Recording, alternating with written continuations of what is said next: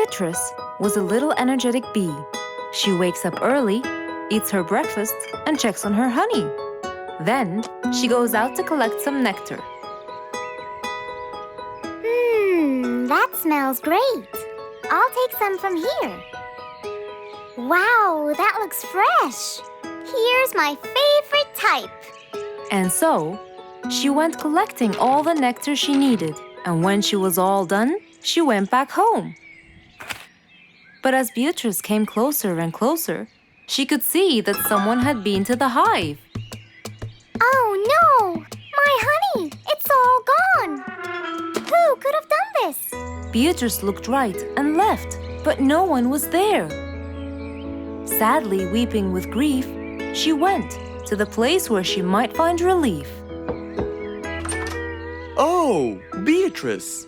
How have you been? Mr. Fox! Beatrice, what happened? Someone stole my honey and destroyed my hive! Who would do such a horrible thing? I have no idea!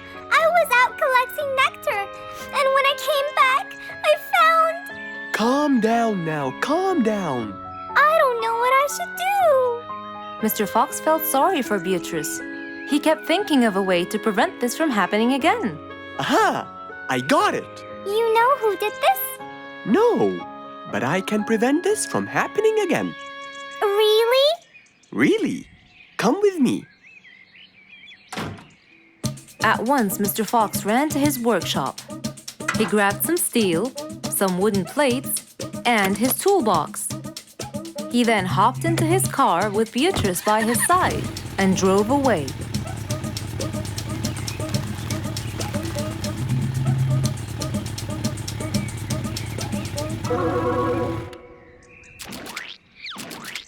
Oh, See?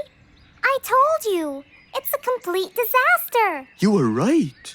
But don't worry, everything will be okay now.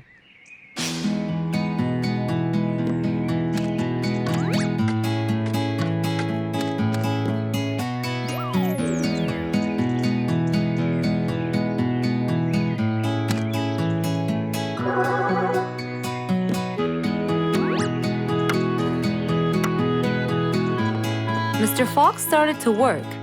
He got the wooden plates and built a box out of them, which he put on the tree branch. Then, he surrounded the box with steel. He made sure the nails went in properly and made a door for little Beatrice. Now, all done. Wow! It's amazing! Thank you, Mr. Fox. There, take this too.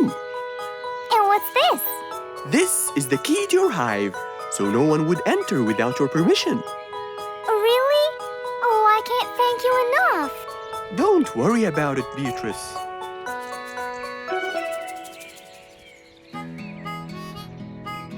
Here, Mr. Fox. This is for you.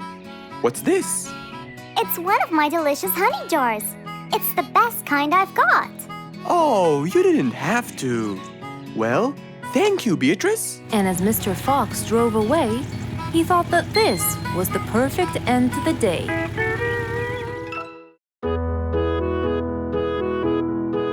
Mr. Fox was known for his kindness in helping others. Everyone went to him for advice, even Woody, the jungle carpenter. After being assigned the task of building a really big ship, he went to Mr. Fox, seeking his wisdom. Mr. Fox listened carefully to what Woody had to say, and in turn, promised to help him. He started a research on shipbuilding, and after hours and hours of hard work, he finally got it. Yes, I've got it. But there is something I need to check first. Mr. Fox went for a walk in the jungle, looking carefully at every tree on his path. Then he stopped in front of one and said, Yes, that's the one. Immediately, Mr. Fox took a paint bucket. He wanted to mark the tree, so he wouldn't forget which one it was. After that, he got into his car and drove off.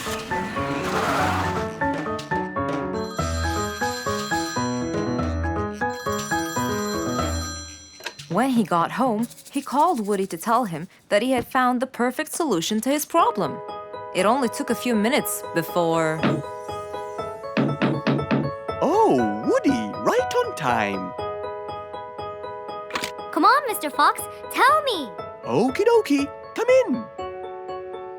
I finally figured it out. I never doubted you, Mr. Fox. I was sure you'd be the one to help me find an answer to my problem. Oh, don't mention it. Here you go. These are blueprints. They're guidelines that will help you learn how to build a ship easily. Woody started reading the blueprints thoroughly. He knew most of what was written in it, so he looked up and said, It's a lot easier than I thought. Thank you so much, Mr. Fox. Oh, but Mr. Fox, what about the materials that I'll need to build it? Here's a list of all the materials you'll need. And what about the kind of wood I should use, Mr. Fox? I did extensive reading, and I found out that our ancestors were famous for using teak in the process of building ships, as it's really stiff, strong, and it can also be shaped to have wide planks, which would help the ship to withstand the waves of the sea.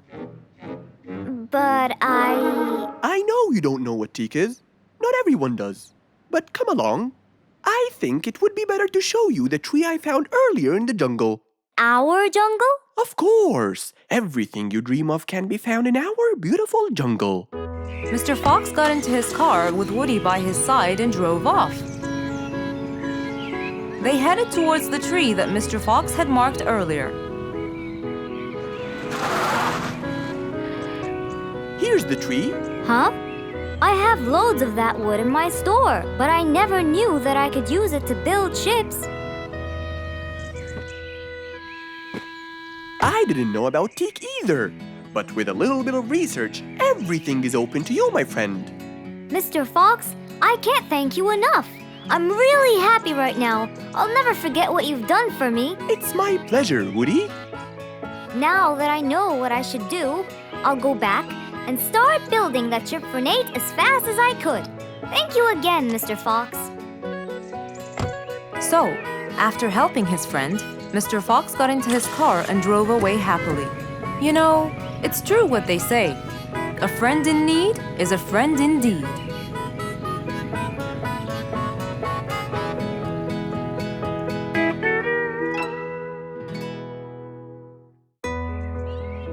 Who can you always count on? They're always there when you're feeling down, ready to draw a smile and remove that frown. They make a bad day so much better, especially if you share toys and play games together.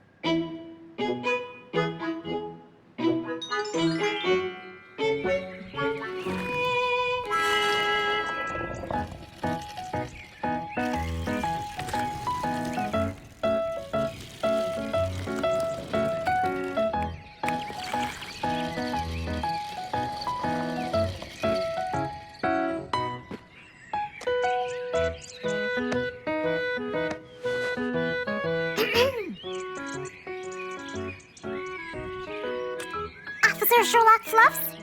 I'm with you, Officer Poppy Holmes. I think we're moving in the wrong direction. You might be right, Officer Poppy Holmes. I can see footsteps in the opposite direction.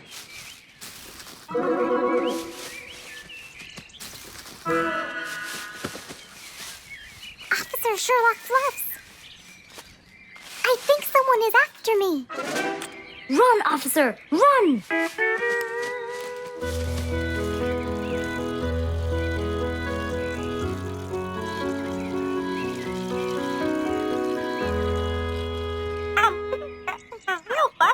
What do you mean?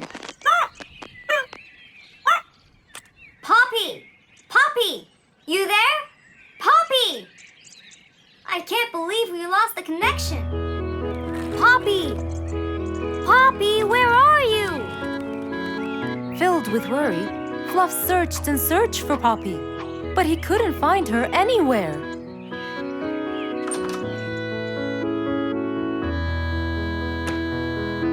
Hey there, Fluffy. What? How come you're here? I thought you'd eventually come home. What happened to your walkie-talkie? It's not working. But we just got it. I know! I was looking everywhere for you. Aw, Fluffsy, were you worried about me? Stop it! We need to fix this thing. Do you have any idea how? Hello? You're the smart one. But I'm not much into technology. You know that. At least take a look at it. I did, before you came. I got nothing, really. Should we go over to Mr. Fox? I think we should. Let me change first.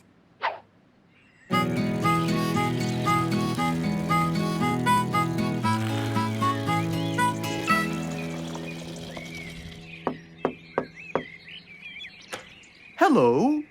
Hey! Mr. Fox, Poppy broke her walkie-talkie. I so did not. Don't fight, you two. Show me your walkie-talkie. Maybe I'll be able to fix it. Here. But I promise I didn't break it. I'll go to the workshop and see what's wrong with it. Thank you, Mr. Fox. Sure. You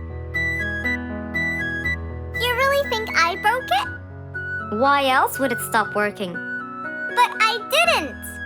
Well, I kind of think you did. You're unbelievable.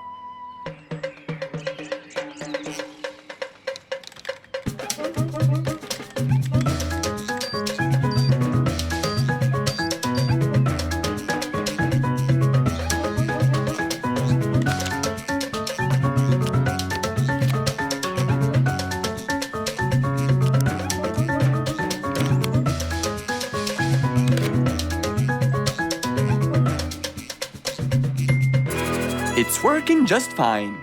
I told you. Well, it wasn't before. I tried it. I know it wasn't, but now it is. See, Poppy, you did break it. And Mr. Fox fixed it. It wasn't broken, Fluffs. It just ran out of batteries. I'm sorry, Pops. Never mind. I was worried about you, though. I know. I have a wonderful brother. Brothers and sisters may fight every now and then, but at the end of the day, they're still best friends.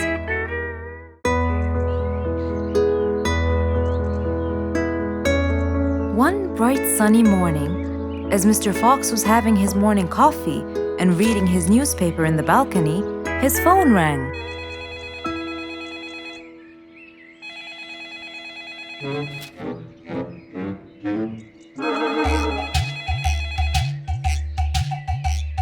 Who could it be so early in the morning? Hello? Hello, Mr. Fox. It's Rorik. Oh, hello, Rorik. How are you today? Not very good, I'm afraid. Why is that? My piano. I tried playing it today, but it sounds weird. How so? I don't know. Could you please come and check it out? Sure, I'm on my way. Thank you, Mr. Fox. I'll be waiting for you. And I'll be right there. So, quickly, Mr. Fox changed his clothes. He took his toolbox and his car keys, got into his car, and drove off to Rorik's place.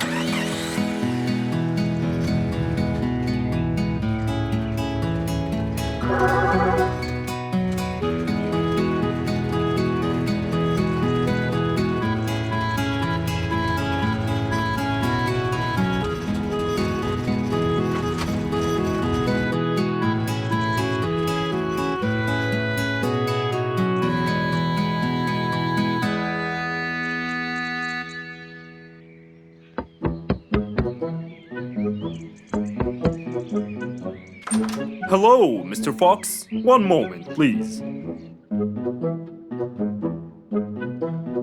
Your Majesty, Mr. Fox has just arrived. Of course. Let him in. Come in, Mr. Fox. His Majesty is waiting for you. Good morning, Rorik. I came right away. Oh, you're here, Mr. Fox. Please help me with my piano. It's the only thing that comforts me. Don't worry, Rorik. I'll see what I can do. Mr. Fox started to check the piano. He tried playing a few notes. What is it, Mr. Fox? Is it broken? Mr. Fox, please answer me. It sounds horrible. It's not broken, Rorik. It just needs tuning. Do I have to buy a new one? No, Rorik. It's very simple. I can tune it for you. Really? Thank you, Mr. Fox. I almost had a heart attack. However, Oh no, not that word. I'm sorry, but it might take a while. Oh, it's okay. I can wait. Okay then, I'll get started. Please, Mr. Fox, do your best. It's my everything. Don't worry, it'll be good as new. Mr. Fox opened his toolbox, grabbed a few things, then started to work.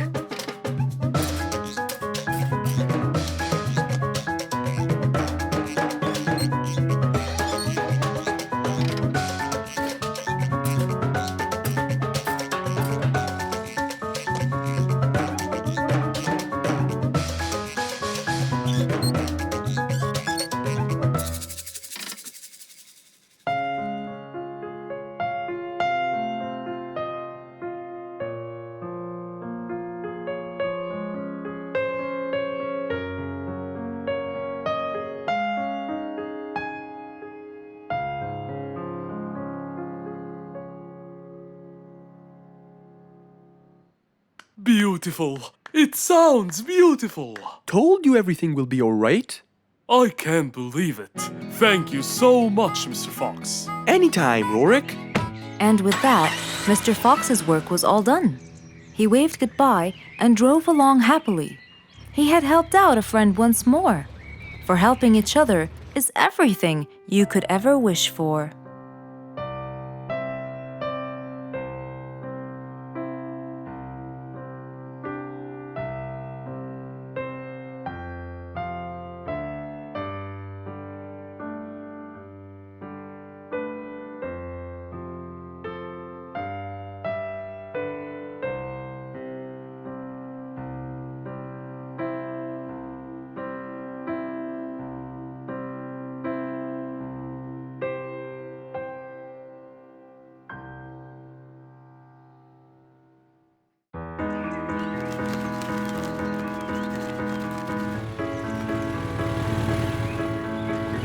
One beautiful spring morning, though tired and sleepy, Mrs. Sharpie the post owl was on her way to Alfie's house to deliver a parcel.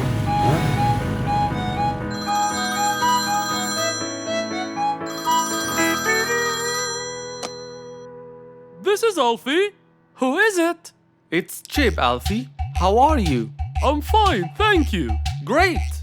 I sent you the new sheet music, which you have to rehearse. Of course. I will as soon as it arrives. As soon as Alfie hung up the phone, he heard a knock on the door. Good morning, Mr. Alfie. I have a parcel for you from Mr. Chip. Oh, thanks, Sharpie. I better start. Alfie took the parcel and got out the sheets. And then he went off to practice. Alfie the sea elephant was relaxing on the seashore, for it was his favorite place to be. He loved playing his violin, but suddenly the strings became so thin. And as he gave it a hard play, the strings snapped, and Alfie's face turned pale gray. Huh? Oh no! Not my violin! It's my one and only hobby! What shall I do? Oh, I know! I must go to Mr. Fox! Alfie walked towards Mr. Fox's place, hoping that he could help and solve his case.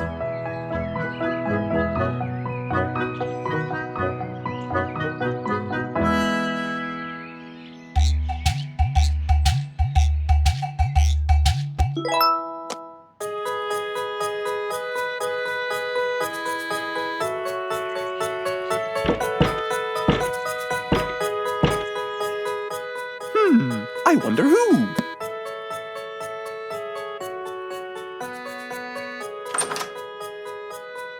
Alfie, our star musician. Welcome. Come on in. Thank you, Mr. Fox. Have a seat. Would you like some lemonade? Yes, please, Mr. Fox.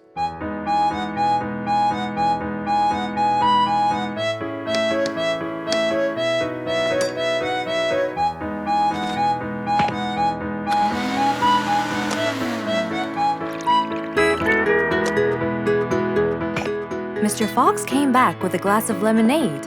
He gave it to Alfie, then he noticed his violin. Oh, what happened to your violin?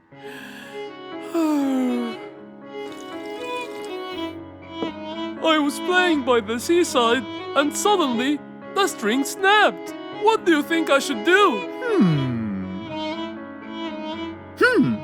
Well, we can simply buy some new strings and change them. I already bought them, but I don't know how to change them.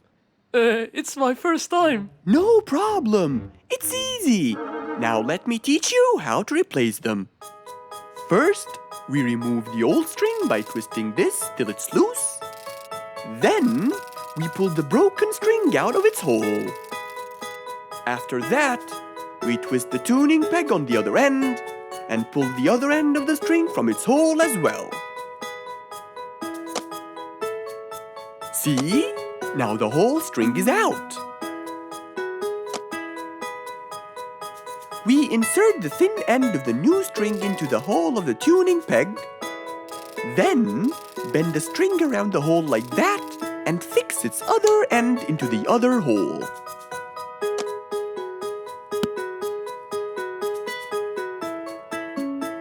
And there's the other string as well. Finally! Go ahead and play it. Okay.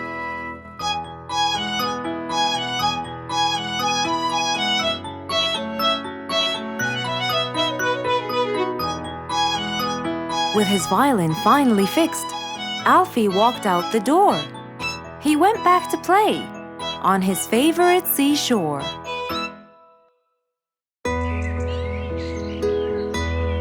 Just imagine if you woke up one day and all your food was gone.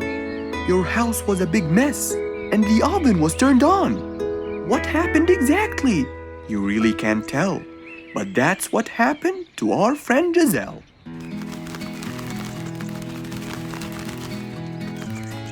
It was a lovely morning, just like all others. But when Giselle arrived, she was burdened with troubles.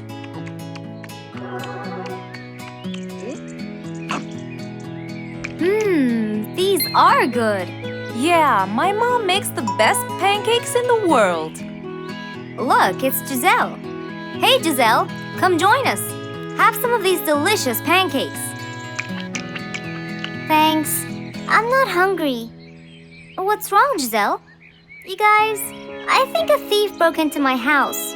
What? Food has been going missing from my home, but I didn't think much of it. But the amount of food disappearing kept getting bigger and bigger. And yesterday, all of my food went missing. And there was a huge mess at my house. I even found the oven turned on.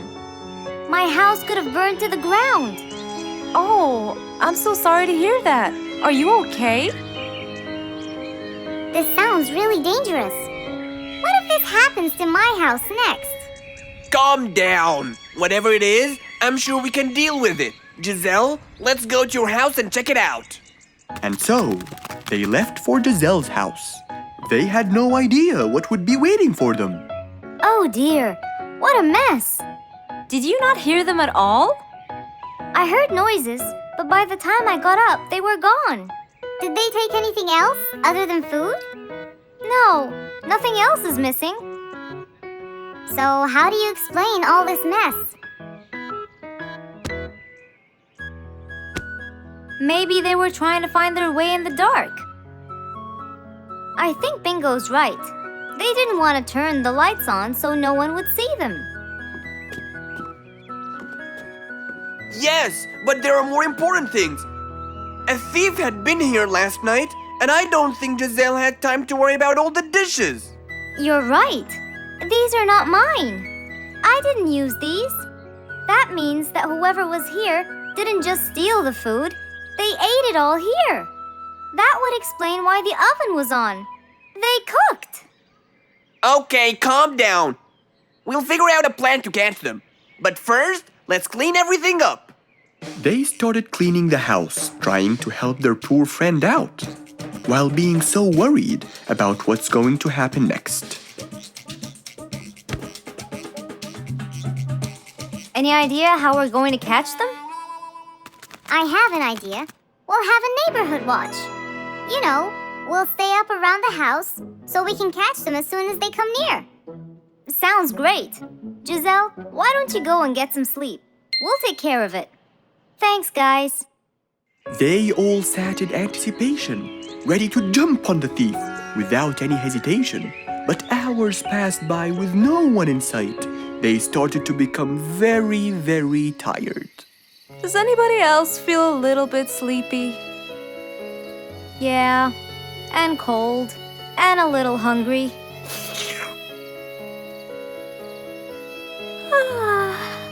Parrot, do you see anyone from up there? No, no one's around. Guys, you can go home! I'll stay here for the rest of the night. I'm not tired.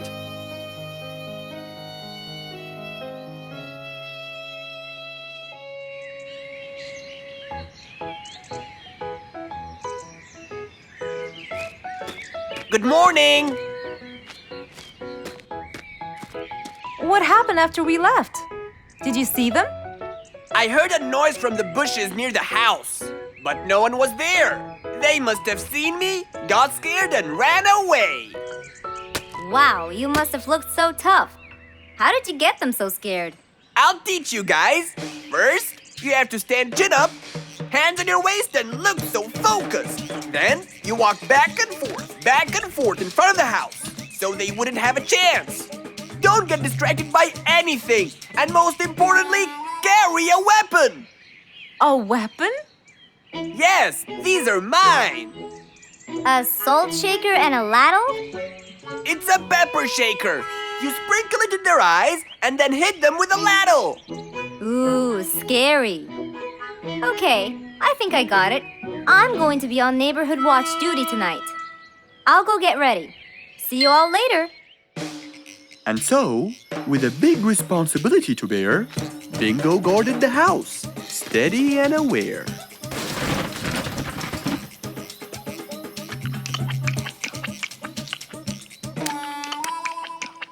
Zebra, what are you doing?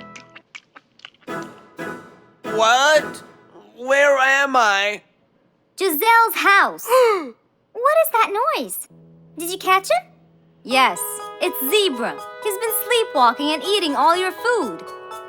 Oh no! Giselle, I'm so sorry. I wasn't stealing your food.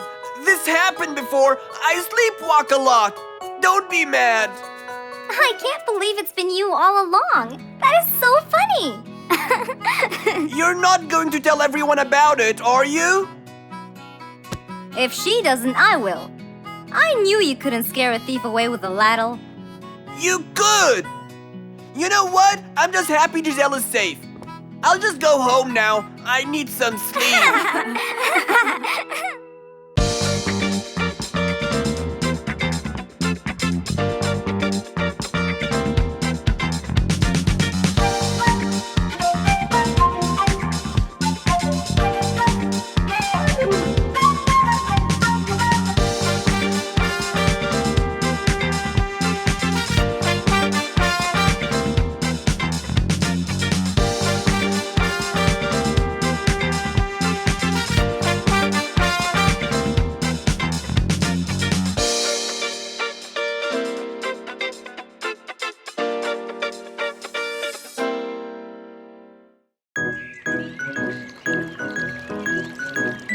It was a nice warm autumn day. Mr. Fox was doing his morning exercises, sit-ups, push-ups, and running on the jungle track.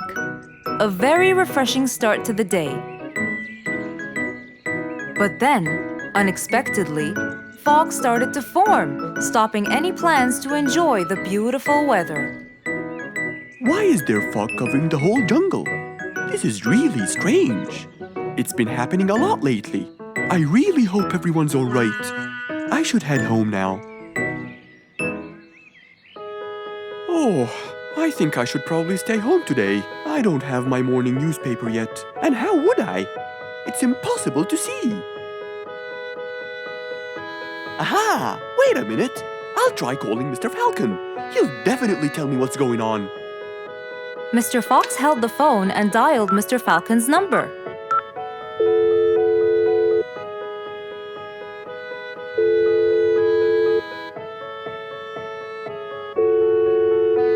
Oddly enough, there was no answer.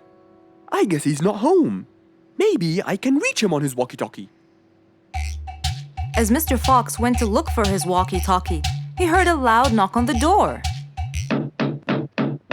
Huh? I thought everyone stayed home in this weather. Who could it be? Puzzled, Mr. Fox went to open the door. He was taken by surprise. It was Jack the horse. He stood there holding a briefcase and looking smart. Jack was a very busy business horse. He was always rushing to keep a tight schedule. But today, something seemed off. He looked like something was bothering him. Oh, Jack, what a nice surprise! It's been a long time since we met. How have you been? Come in. Thank you, Mr. Fox. But I don't want to waste any more time. I'm on a very tight schedule. Of course. Can I bring you... I don't have time. I just needed to talk to you urgently, Mr. Fox. Have a seat, please. And as you know, time is money. Wait. Hold on. First, tell me how you managed to get here in this bad weather. There's no time. I'm so busy, and I need your help with something important. All right, tell me what's the matter.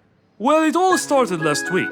After long and weary negotiations, I won a bid for a gold mine located in the eastern part. Long story short, a gold mine obviously contains gold.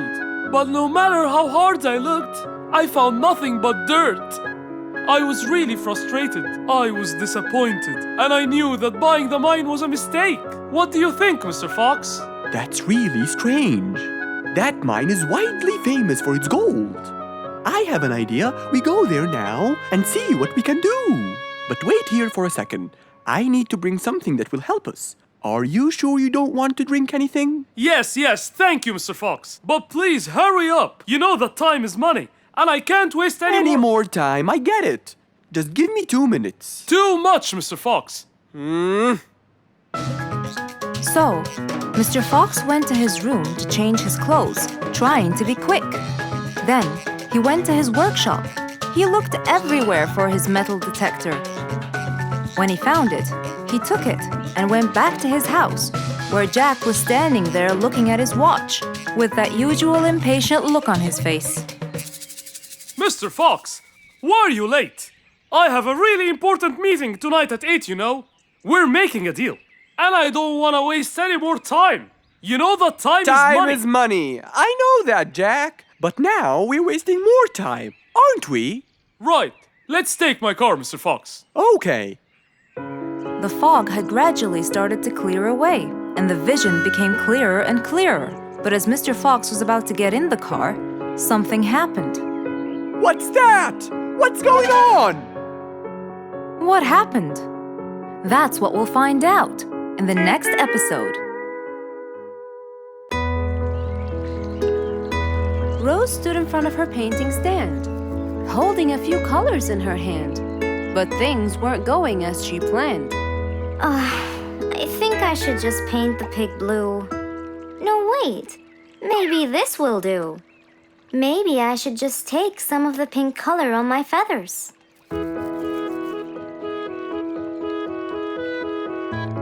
This isn't working.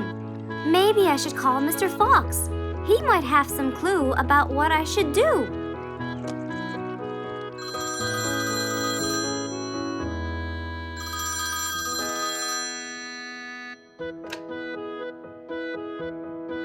Hello? Hello, Mr. Fox. It's me, Rose. Oh, hello, Rose. How are you? I'm fine, Mr. Fox, but I do need your help with something. Do you think you could come and meet me? I'm at my usual painting place.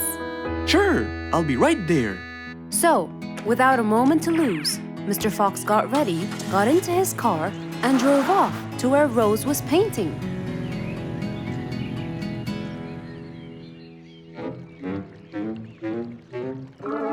Oh, Mr. Fox. I'm sure glad you're here. I tried everything, but nothing seems to work. What are you trying to do, Rose? I was just trying to get some pink paint, Mr. Fox. I'm not sure that this is the right way to do it, Rose. Well, what should I do? Do you have an empty color palette? Of course. So, what colors do you need? I have red, blue, yellow, black, and white. But I still need pink, green, orange, purple, and brown. Let me see. If we take a bit of red and a bit of white, we can make pink. Oh, it's just like magic. How about the other colors? Do you want to try? Why, yes, I would. But which colors do I use? Use your imagination, Rose. I want to try red and blue. Okay. Wow! Now I can paint my violets purple. Do you want to try again? Sure. This time I'll try red and yellow. Nice. Now you have orange. It's beautiful, Mr. Fox. But I'm still missing green. Well, let's see. We still haven't mixed blue and yellow, have we? Right! This is a really cool shade of green. Now you can paint all you want. But, Mr. Fox, what about brown? Right. I almost forgot. Let's try orange and blue. Yes, that's it. Aw, I really can't thank you enough, Mr. Fox. Don't worry about it. I really like your painting. You do? Yes. It's quite colorful. Well, thanks to you. Now, whenever you're missing a color, all you have to do is try some together. All the colors that Rose once knew, when mixed together, turned to something new. Pink, purple, orange, and green. Something she had never seen.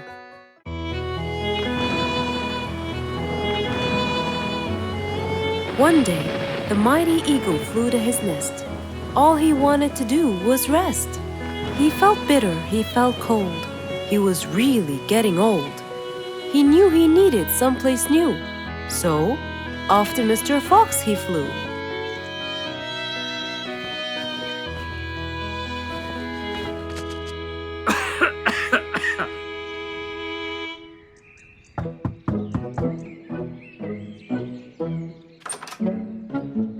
Oh, hello, Mr. Eagle. You look so tired. Please, come in. Thank you, Mr. Fox.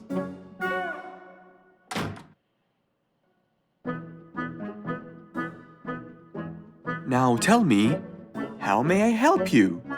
Mr. Fox, I spent years in prosperity and glory, but I'm old now and tired. I can't live out there alone in that cold weather. Where do you live, Mr. Eagle? By the mountain top. I see. The wind is strong there. I bet you catch a flu every now and then. Well, I didn't used to, but that's all in the past. Now I'm old and weary. I'm not what I used to be. Plus I get so lonely up there. There is no one around to talk to, and no one to help me get better if I get sick. Why don't you come and live with us in the jungle? I looked around, but I couldn't find the right place for my huge nest. I'm too old to build a new one, and I can't really stay in someone's home.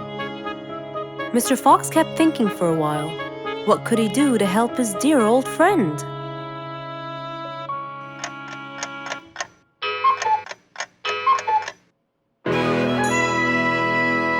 I got it. I think I can help you build a new house. Have no worries.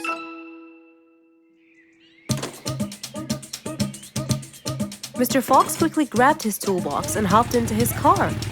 He drove through the jungle while Mr. Eagle flew above him. He stopped in front of a tree that looked both old and firm, right in the middle of the jungle. Lots of animals and birds lived around here. What a beautiful place, Mr. Fox. Wait till you see what I have in mind for you. Mr. Fox started to work. He put a ladder against the tree and counted the steps up. 1, 2, 3, 4, 5, 6, 7, 8, 9, and 10. When he reached the tree branches, he opened his toolbox and took out some wooden plates. Then he started putting them together. All I need now is some nails to make sure everything would be A-OK.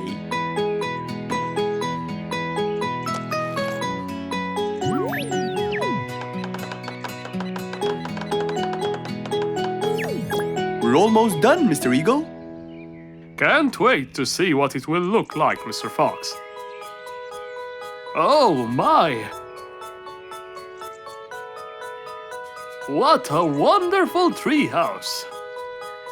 And it's all yours, Mr. Eagle. My own home. I can't believe it. Thank you so much, Mr. Fox. You're most welcome. As Mr. Eagle got inside his new house and closed the door, he felt a happiness like never before. He knew Mr. Fox's idea was truly the best, for there was comfort, there was warmth. He felt really blessed.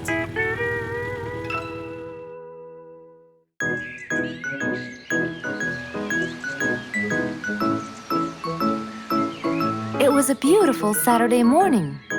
Since the sun was shining and the weather was nice, Mr. Fox thought it was perfect for morning exercise.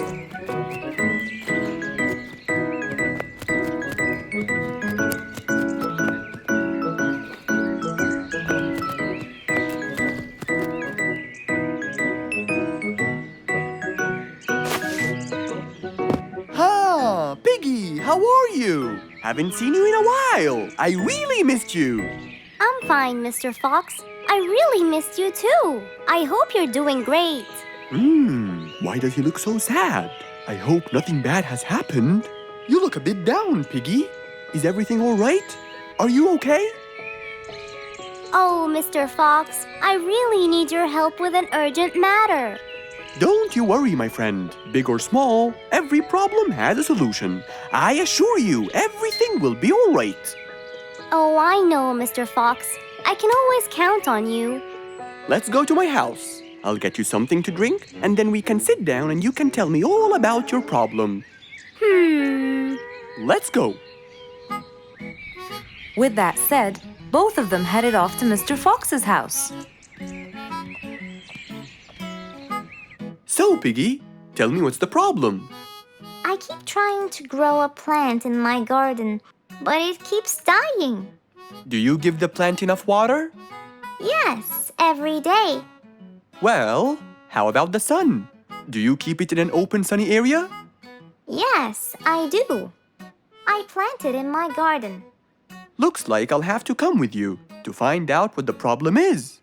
Wait here for a moment, please. So, without further delay, Mr. Fox changed his clothes and got ready.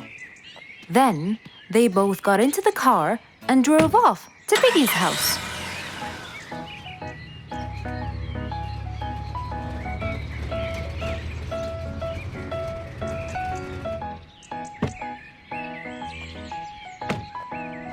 Look, Mr. Fox. These are the plants I told you about.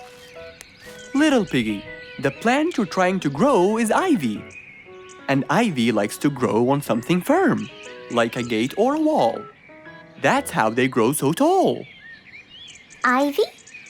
I thought it was just an ordinary plant. Well, you can still grow it on the garden wall. Piggy, do you have a ladder? Yes, Mr. Fox. Over there.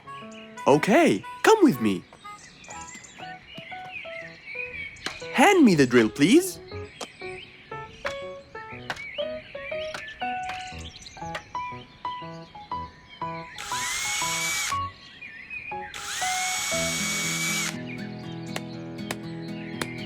After drilling the holes and hammering the nails, Mr. Fox hung the ivy plant all across the wall.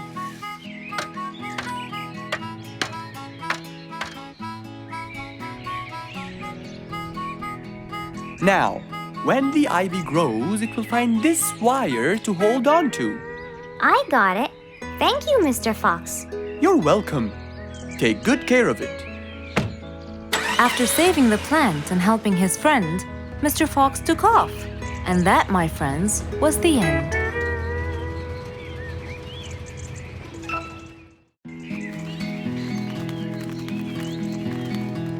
It was a beautiful sunny day. Feeling bright and early, Mrs. Sharpie was on her way to work.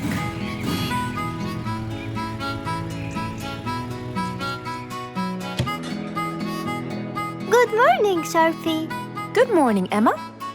You're looking good today, Sharpie. Thank you.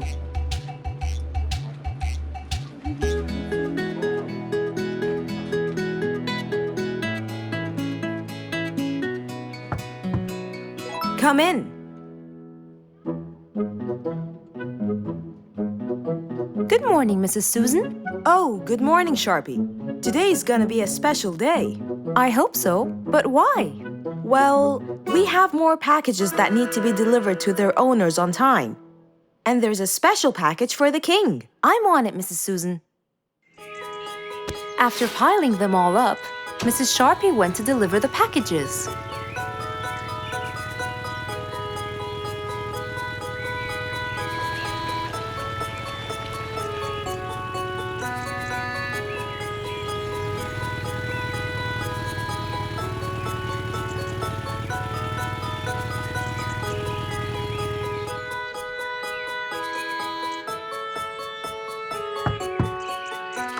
Here's your package. Thank you, Sharpie. Just in time. Looks like delivering the next one is gonna take some time. After safely delivering the package to Mr. Camel, Mrs. Sharpie took off to the opposite side of the jungle to deliver a package for Mrs. Deer.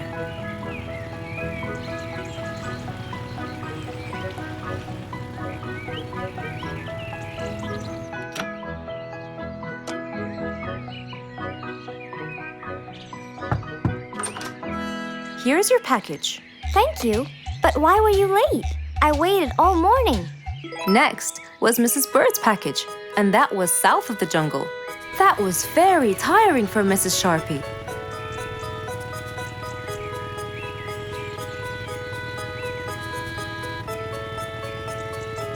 Mrs. Bird! Mrs. Bird! Here's your package. I thought you weren't coming. Thanks anyway. Next was Spike the Dragon.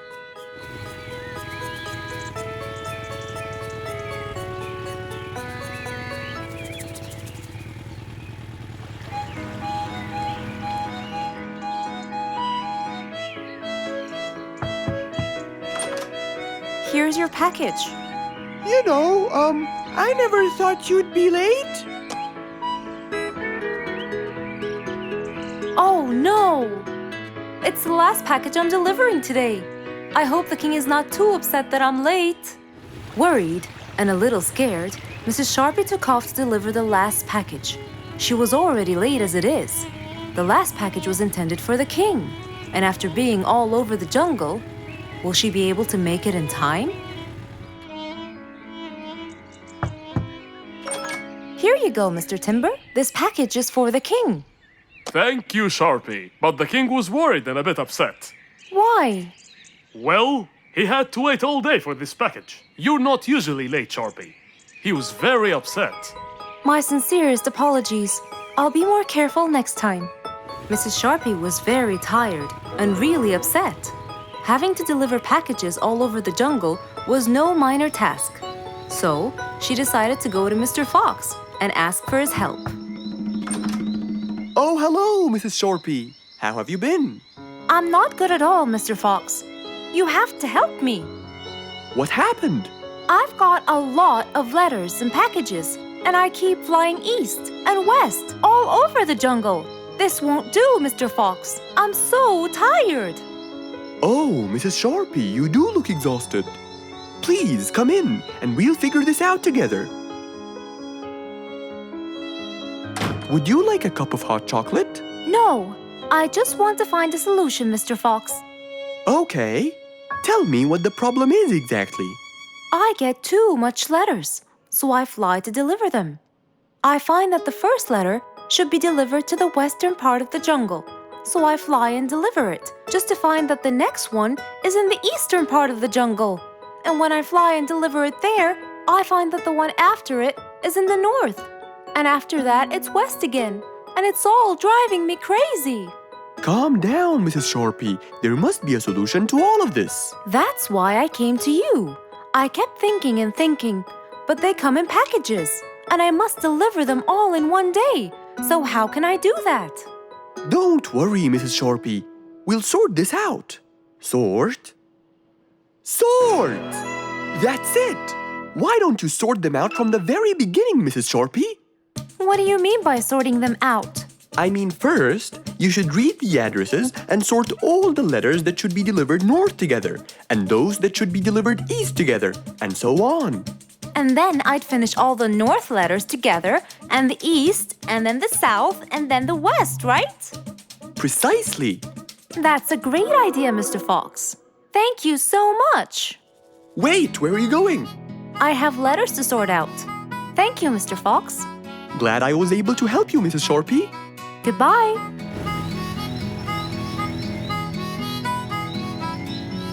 Happy with the solution she got, Mrs. Sharpie took off and looked forward to a new day with her new planned plot.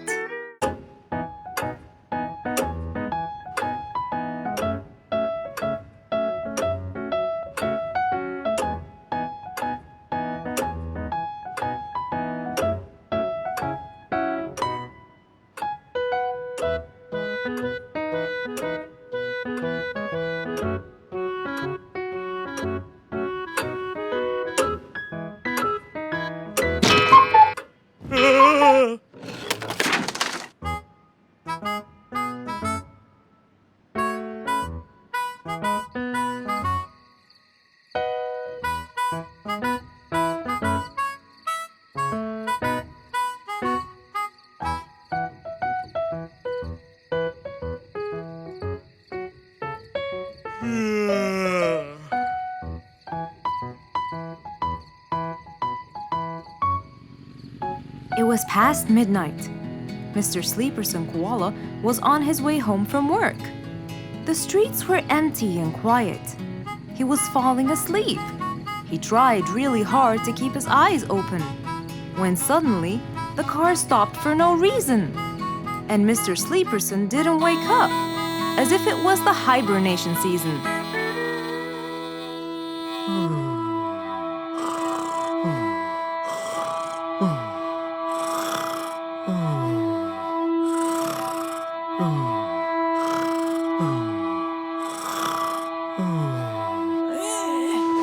What is that? Mr. Sleeperson fell asleep on his driving wheel. The horn was too noisy for Mr. Fox to bear. He tried to block the sound out, but it was no use. He pulled his cap over his head, put earmuffs, but it was all in vain. He couldn't bear that horrible sound any longer. What a horrible sound! Who could it be this late at night? Oh no! Mr. Sleeperson! It's you again! What brought him here this time of night? And he slept on the driving wheel! Excuse me! Mr. Sleeperson! Hello? Hello?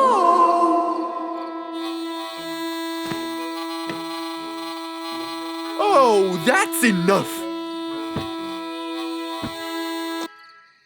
What? Where? What time is it? It's 2 in the morning. And you fell asleep on your driving wheel in front of my house. Oh, Mr. Fox. Hello. Oh my, it's 2 a.m. Oh, you noticed? So how can I help you, Mr. Fox? Help me? Help me? You're the one in front of my house. What am I doing here? I don't know. You tell me. I was fast asleep when I woke up to that horrible sound of your noisy horn. Oops. Sorry. I must have fallen asleep while I was driving again. My bad. Never mind that. Could you please drive all the way to your own house without falling asleep or bumping your head against the horn? Oh, sure, Mr. Fox. Have a good night. Good night. But as Mr. Sleeperson tried to start the car, it wouldn't start. Huh? Oh, man! Oh, Mr. Fox, wait! Help! Now what? The car won't start. Is that so? Can you check it for me, please? Of course! Mr. Fox walked back to the car and started to check it out.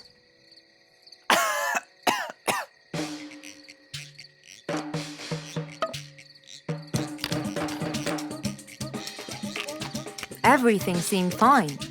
However, when he lowered the hood cover, he found Mr. Sleeperson sleeping in the back seat. He couldn't control his anger. He banged the hood cover. But Mr. Koala was still asleep. Mr. Fox decided to hop into the front seat and try to start the car himself. Huh? Mr. Sleeperson! Your car is out of fuel! Who? Where? Your car is out of fuel! No way! Oh, What will we do now? you have to fill the tank! Okay. Mr. Sleeperson! What? Wake up! I'll fill your tank for you. I have some fuel in my house. Oh, that would be great.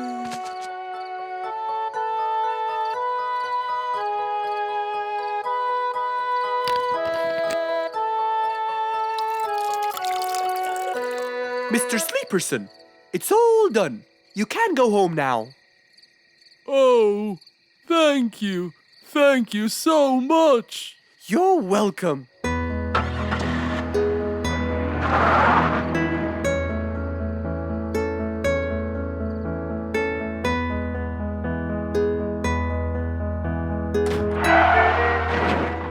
Oh, not again!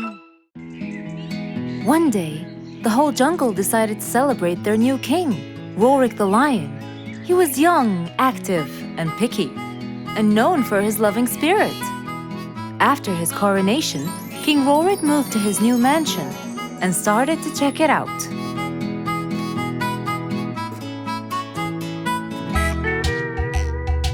Great, and that's my throne, right? Exactly, Your Honor. Well, I'd better check it out.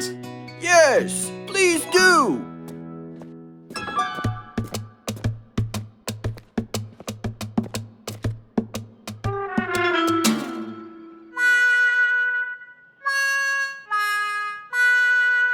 Ah, timber! That's too uncomfortable. But, Your Honor, it was made especially for you. Not good enough. With a sad look on his face, Timber went to call Mr. Fox and ask him for help. Meanwhile, Mr. Fox had just finished his morning exercises and was heading back home.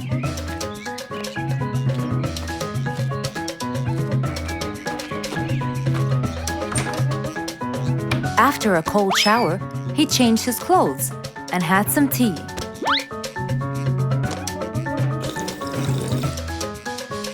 Then, he quickly read about the king's coronation in the newspaper.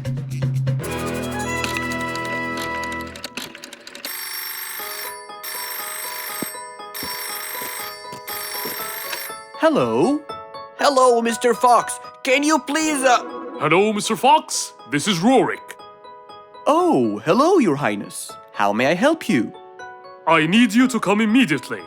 There's a huge problem, and I'm pretty sure that you're the only one who can help. I'll be right there. So, Mr. Fox quickly took his keys, hopped into his car, and drove towards the king's manor.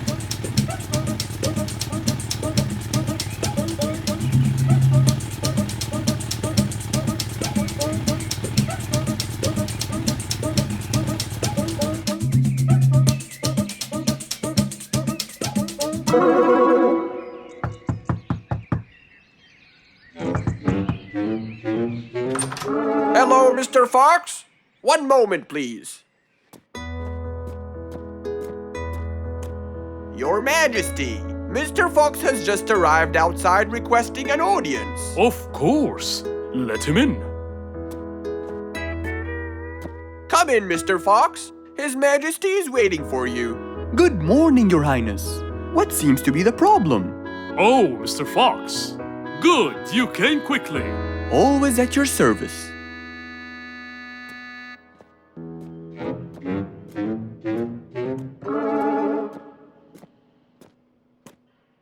Well, I was at my coronation, and I thought I would check out my throne. But unfortunately, I felt too uncomfortable. Can you believe that I'm gonna rule the jungle on an uncomfortable throne? But I hear it was carved out of the best kind of stone. But it still hurts my back. Oh my! Anyway, I've decided to design my own throne. What a great idea! But I need your help to make it as soon as possible. It will be my pleasure, Your Highness.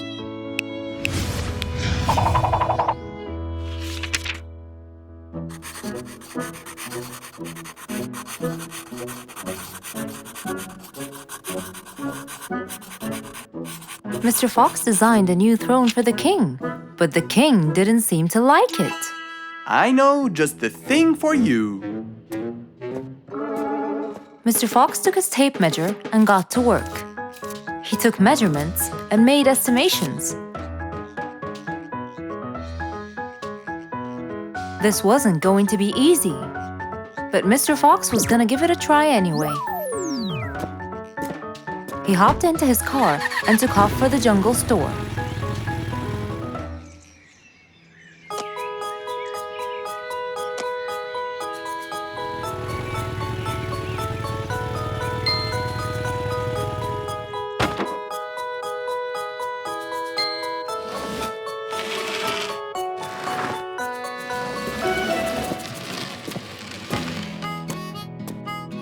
All done. Can you please try it now? Wow! That's exactly what I wanted. Glad you liked it, Your Highness.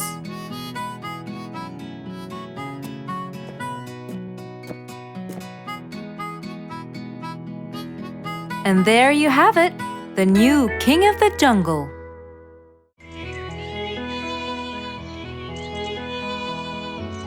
It was a very fine day, in the beautiful month of May. Mr. Fox decided to go for a walk. So, without further delay, he was on his way.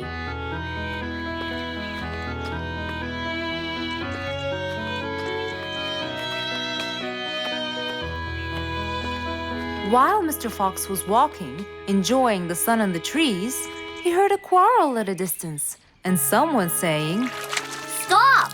Please!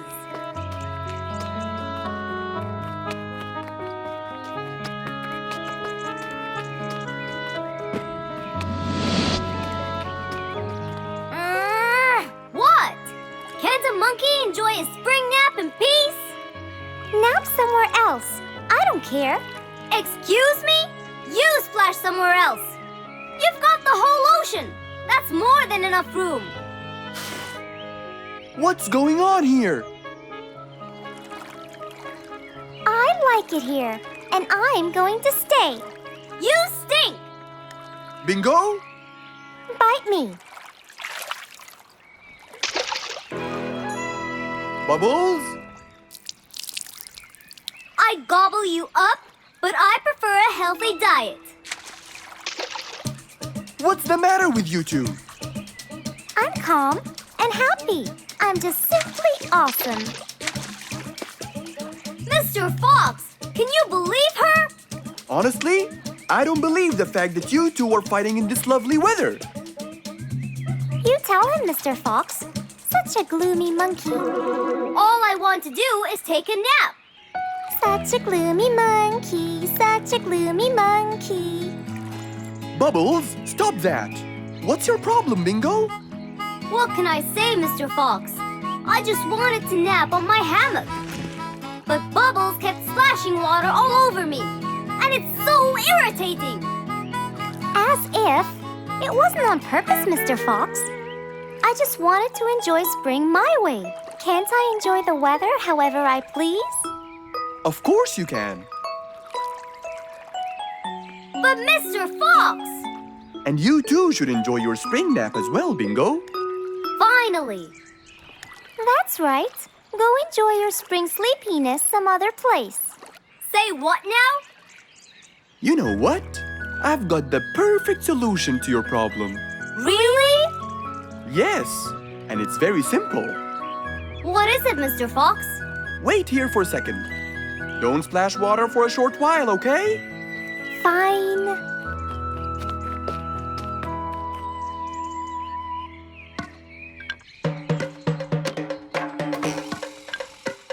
The hammock was very close to the lake. That's why Bingo got water all over him every time Bubbles splashed. But Mr. Fox wasn't gonna let them fight. He had the perfect solution for both their plights. What are you doing, Mr. Fox? Wait and see for yourself.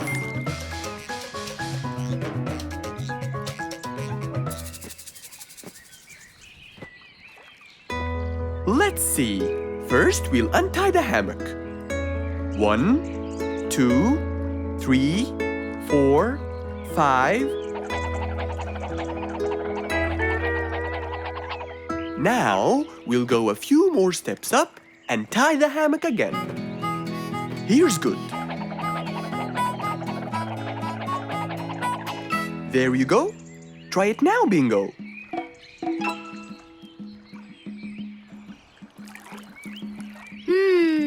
Very comfortable, Mr. Fox. I love it. And the air up here makes me sleepier. Bubbles, give me your biggest splash. Whoa! Ha ha ha ha ha. Whoops. Sorry, Mr. Fox. Don't worry about it. I feel fresh. Mr. Fox's work was done. First there was trouble, now there was none. For there was indeed no better deed than rushing to help a friend in need.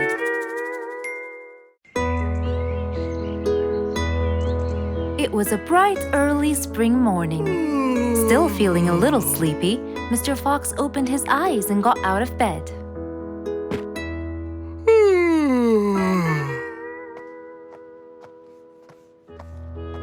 Since the weather was beautiful outside and awfully tempting, Mr. Fox decided to go for a walk in the jungle. The sun was shining, the birds were twittering. It was a very peaceful morning. Well, sort of. Worried that something terrible could have happened to one of the animals in the jungle, Mr. Fox sprinted towards the sound. Are you kidding me? You're the size of an air balloon! Are you making fun of my size, you piece of you? What? Take that back now, you... No! I'll never take it back! This was all your fault!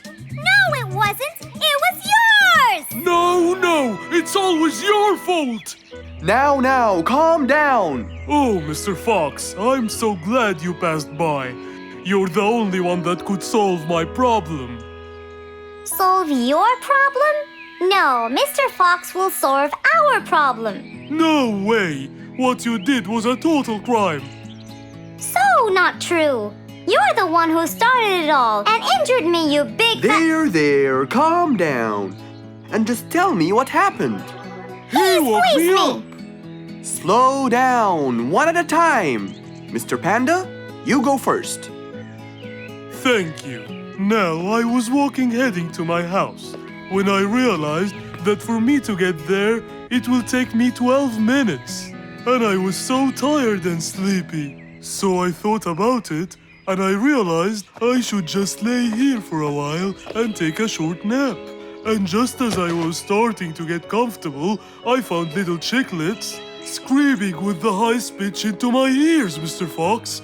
My ears! Can you believe that? Well, that's not a very nice thing to do, little chicklets. Why did you do that? But I didn't, Mr. Fox. And how is that? I was heading to my favorite lake, and I was walking just right behind Mr. Wicks, when all of a sudden, out of nowhere, he decided to lay down and fell to the ground and squeezed my beautiful wing.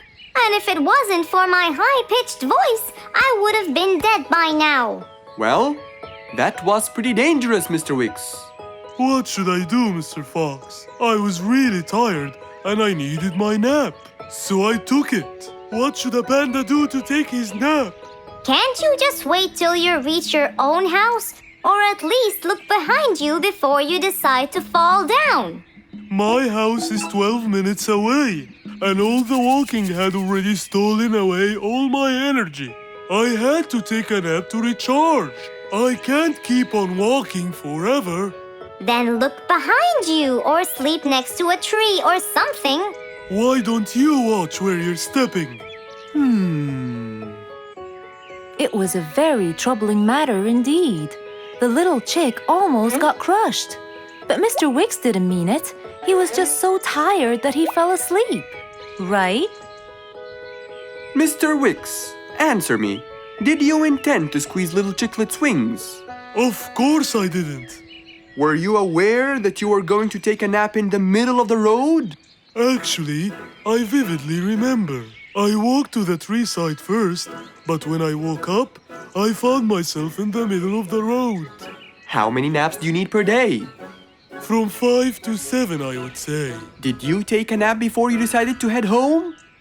Of course. Do you usually nap in between? Not always, but today I went so far from my house. I tried to hurry to nap at home, but you know, I'm too slow. Say no more. I now know the answer. Really? Yes. Worry no more, little chicklets. From now on, Mr. Wicks will always nap at his own house. Just a second. Aha! There it is! Is that what they call caffeine? My, I didn't think it was that huge. No. It's something even better. Better than caffeine? And chocolates too.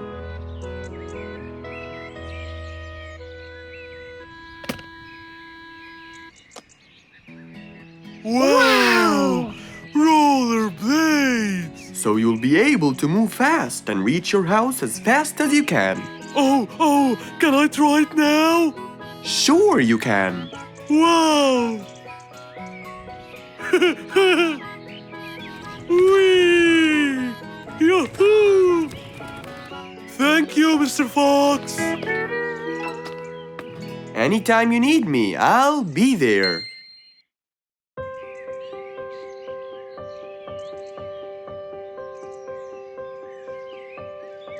It was a beautiful spring morning. The sun was shining brightly. The sound of the birds woke Mr. Fox up.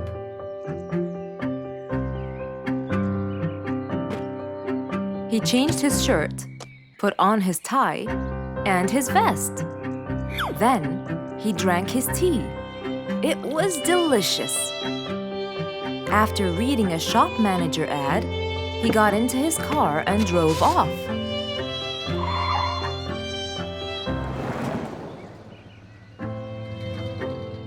Meanwhile, little Bingo Monkey was riding his bike through the jungle. He was having loads of fun. But suddenly, the bike slipped, and little Bingo fell off.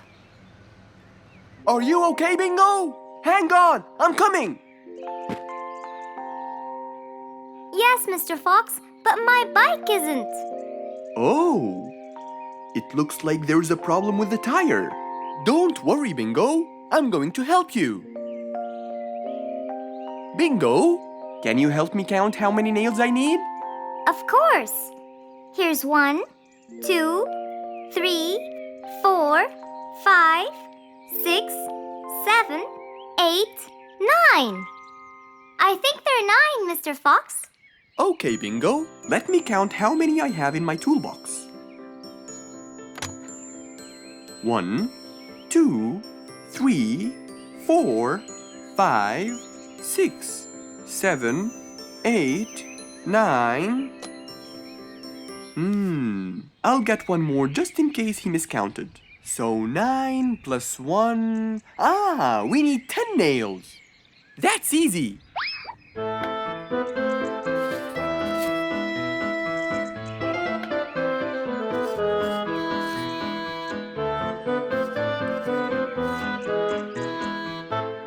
Okay, Bingo. It's all done. Thank you so much, Mr. Fox. You've helped me a lot. Come on, give it a go. So once again, little Bingo rode along happily.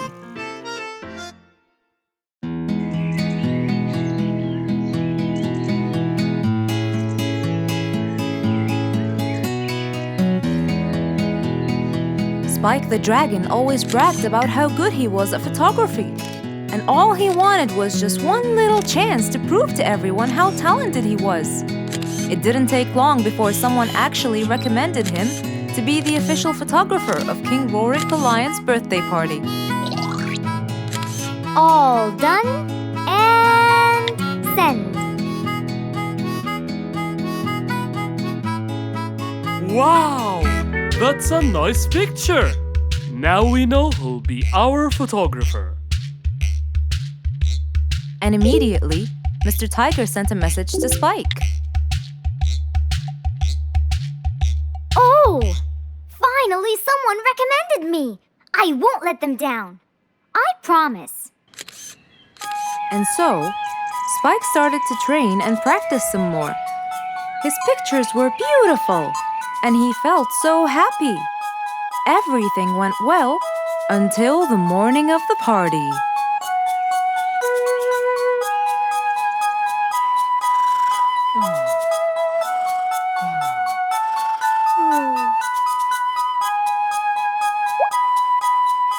Oh, today's the day. Finally! Maybe I should train some more.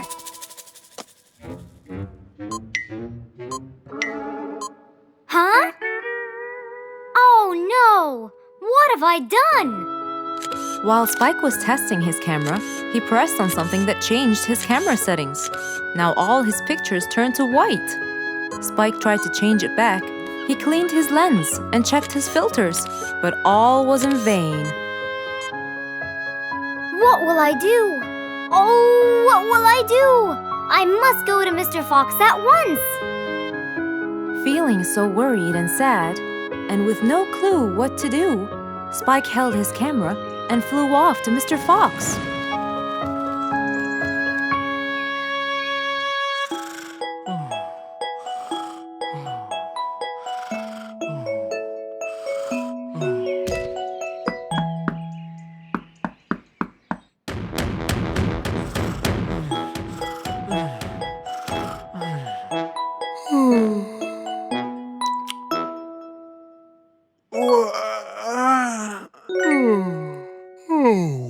How could it be this early?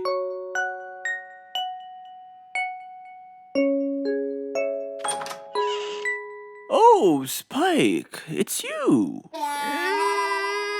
Help me, Mr. Fox. My camera. Help! All white, broken. Help! Calm down, calm down. Please, come in. Spike followed Mr. Fox inside. He sat down and started to speak slowly. You know today's the king's birthday party. Yes, and you've been hired as the official photographer. Congratulations, Spike. Oh, Mr. Fox, it would soon be condolences. What? Why? My camera. It's broken. Broken? Yes, I woke up early today and tried to check it. But I found that every picture I take becomes white. Have you checked the lens? Yes, and I re-cleaned them to be sure. But it's no use. And the filter? Everything. The lens and the filter. Can I take a look at it? Mr. Fox held the camera and started to check the settings. Where could I buy another one now? Do you have a professional or digital one? I don't think you'll need it, Spike. I'll go straight to prison, right? No, it wouldn't be fair to send the most talented photographer to prison. They'll all laugh at me. Are you sure about that?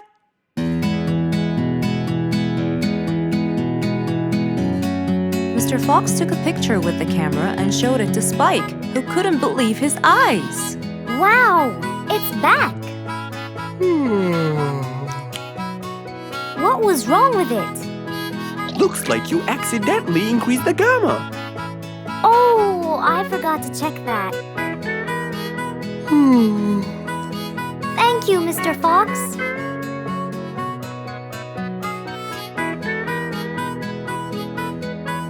I'll go now. See you at the party. That would be awesome. With that, Spike walked out of Mr. Fox's place. He went back home with a smile on his face. One nice spring night, Mr. Fox was sitting in his balcony, relaxing and drinking his favorite juice, when suddenly the phone rang.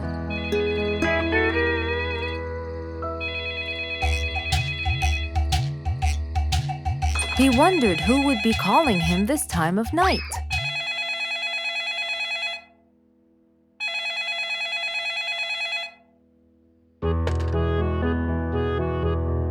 Hello, who is it? Mr. Fox, it's Rorik.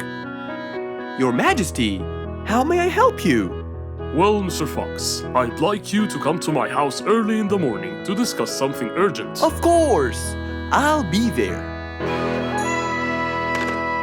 After he hung up the phone, Mr. Fox went to sleep.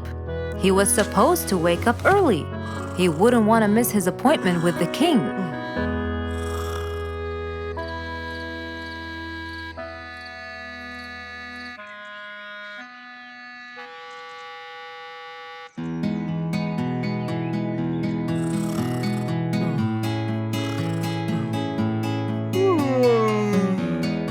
Early next morning, Mr. Fox woke up and went to wash his face.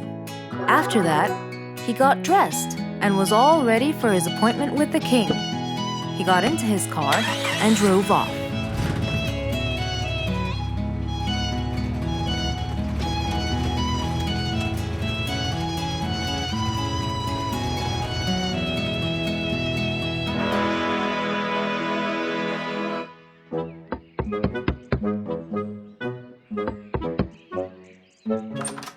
Hello, Mr. Fox. One moment, please.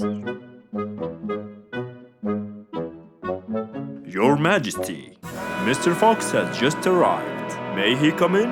Of course. Let him in. Come in, Mr. Fox. His Majesty is waiting for you. Good morning, Your Majesty. Hope I'm not late. No. You're always on time. How are you, Mr. Fox? I'm fine. And how's our little Frisky? He's fine. A little mischief every now and then. You can never get him to stay in one place. But thanks to your bracelet, we can always find him. Saved us a lot of trouble. It's my pleasure. So tell me about this urgent matter. As you know, our jungle's population has been increasing lately. Indeed, our population has increased. Yes, but it's getting harder to summon them all to the meeting every time. That's why I called you, Mr. Fox. I need you to figure out a way for me to reach all the animals at the same time. Let me see. I need to think this through. That's okay, Mr. Fox. But please, don't take too much time. Don't you worry, Your Majesty. I will find a solution by tomorrow. As Mr. Fox got into his car to get back home, he thought all the while about the king's request. How could he help the king with his problem? With everything else Mr. Fox has faced, this might be a slightly bigger challenge for him.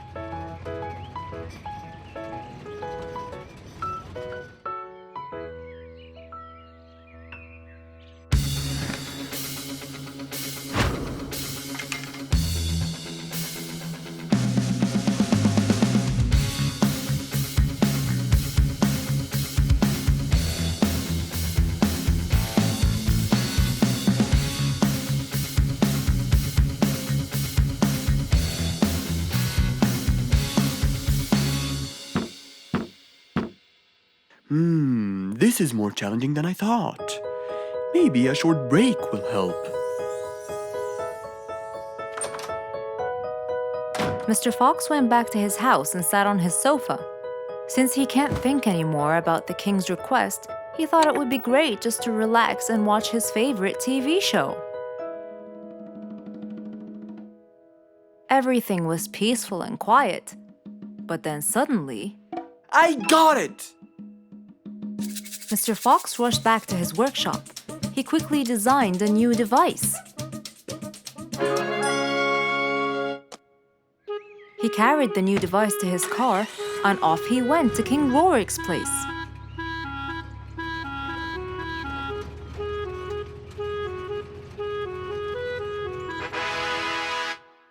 Mr. Fox, I thought you were coming tomorrow. Did you solve my problem? Yes, Your Majesty. This is a solution to your problem. That's great! But what's that, Mr. Fox?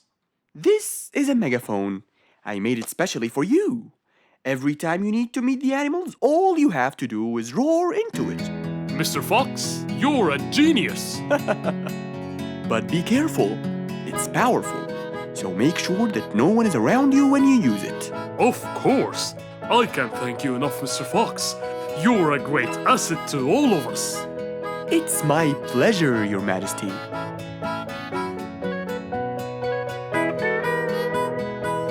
Goodbye, Mr. Fox. Mr. Fox got into his car and waved goodbye to the king. He was feeling happy and pleased. The problem was now solved, and he was able to help out a friend once more.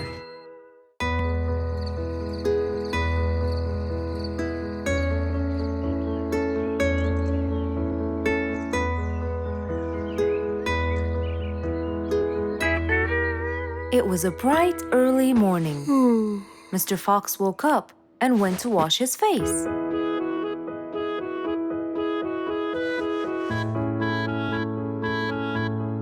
Since he was feeling a little hungry, he went to prepare some breakfast. He prepared fruits, some cheese, a fried egg, and some veggies. He looked around for some bread, but couldn't find any. No problem. He'll go to the bakery and buy some. I guess I need to buy some bread from Mrs. Flute's bakery. Then I can have my delicious meal.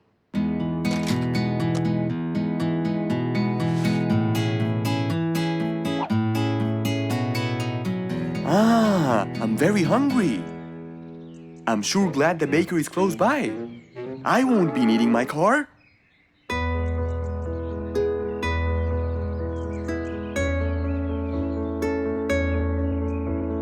Mr. Fox decided to walk to the bakery. He really enjoyed the early morning breeze.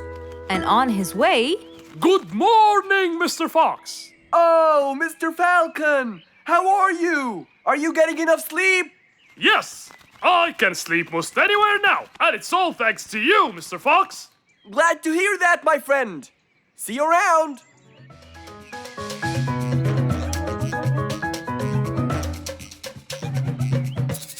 When Mr. Fox finally reached Mrs. Flute's bakery, he found a long line of customers. He got in line and patiently waited his turn.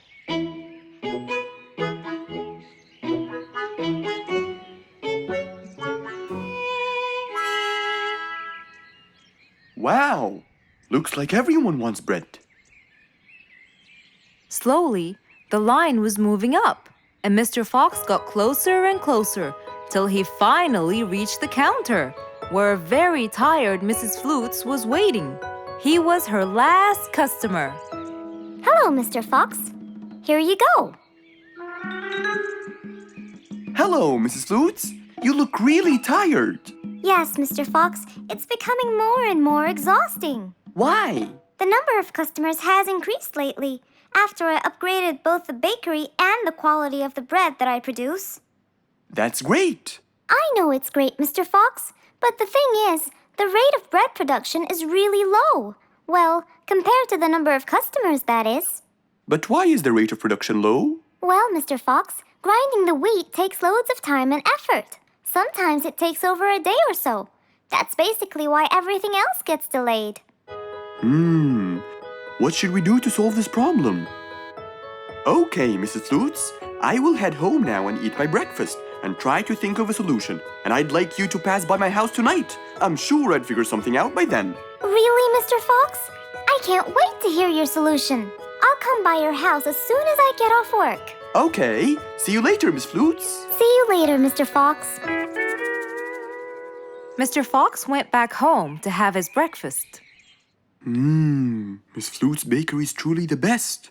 I have to solve this problem or she won't be selling any more delicious bread. With that in mind, Mr. Fox went to his workshop to give it some thought.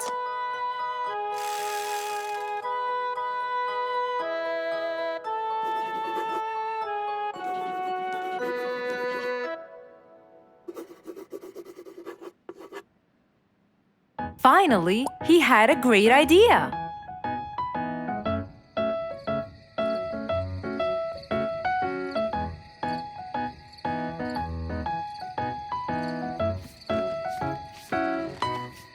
That was a long day. I should head straight for Mr. Fox. I'm sure he would have solved my problem by now.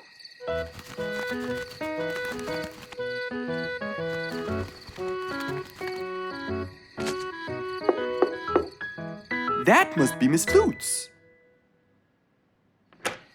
Hello, Miss Flutes. Come inside. Hello. Were you able to find a solution to my problem, Mr. Fox? Well, why don't you try this new invention? A new invention for me? That's right. I made it specially for you. That's wonderful. It's a grinding machine to help you grind wheat quickly. Brilliant. But how will it help me? This machine is used to increase the rate of grinding the wheat, which is used to make the bread. So you can use it to grind a whole kilogram in no more than 5 minutes. And with that, the amount of time needed will decrease, and you won't be too exhausted. I'm really grateful to you, Mr. Fox. I have no words to express my gratitude. Friends help each other, Miss Flutes. You're really kind and generous, Mr. Fox. I want you to start using this new device tomorrow, and I will call you to check in every once in a while. Okay, Mr. Fox, I will. I'll be going now. Thank you again. Goodbye, Miss Flutes, and have a good night. And so, Mr. Fox waved goodbye to Mrs. Flutes. Then, he sat on his comfortable sofa. He looked out his window and admired the jungle he lived in for so long. He happily thought to himself, I love helping my friends.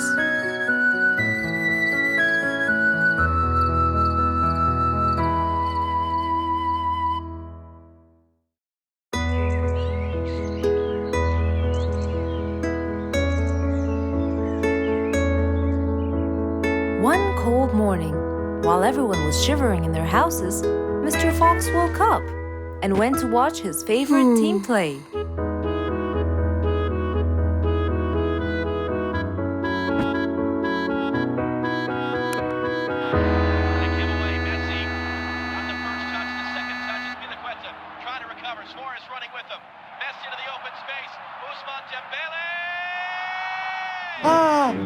He's going to win! I wonder who could it be so early? Wait a second! I'll be right there! Good morning, Woody! How are you? It's been a long time since we last met. Oh, Mr. Fox, it has been a while. Tell me, have you finished building Nate's ship? Yes, Mr. Fox. I used teak and bamboo. Nate liked it a lot. He took it out on a trip. He and his friends had so much fun. Great! Mr. Fox, I noticed how beautiful your flowers look.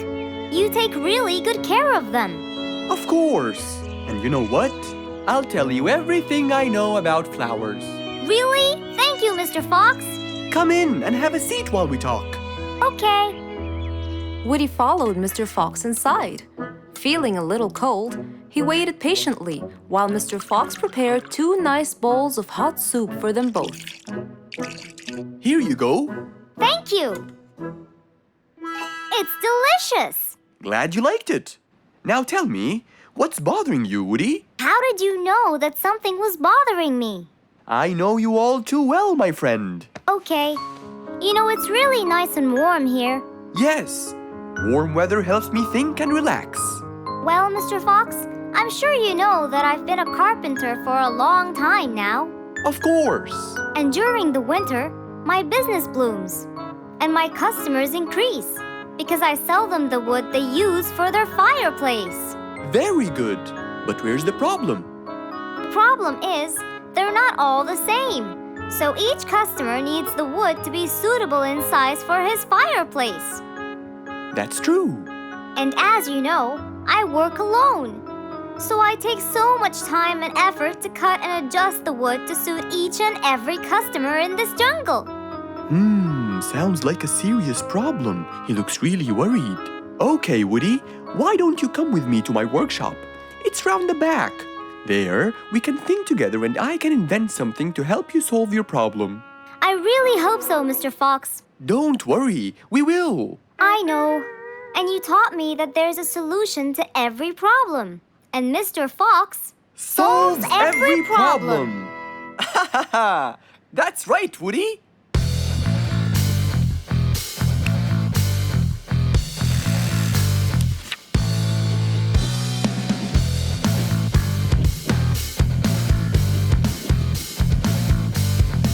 I will invent a gigantic wood-cutting machine that has the ability to choose and control the size and shape of your wood depending on what you need. What? Really? Aw, you're the best, Mr. Fox. I'm just going to need some time to build the machine. You got it, Mr. Fox. I'll go get a few things done and I'll come back. Okay, I'll see you then, Woody.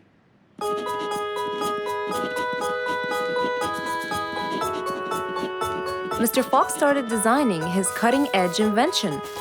He knew that is exactly what Woody needed to help him with his carpenting business. And because he was making this device for Woody, he thought he'd add a bit of color to make it all even more special. Finally, this is it! Mr. Fox's size-adjusting wood-cutting machine.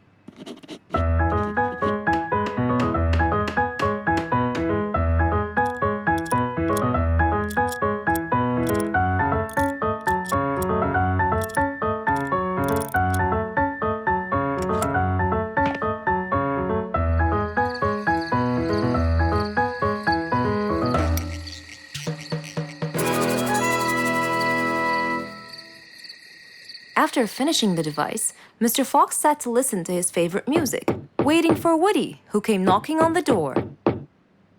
Hello, Woody. You're right on time. Have you finished building the new machine for me, Mr. Fox? Of course I have. It's in my workshop. Let's go see it.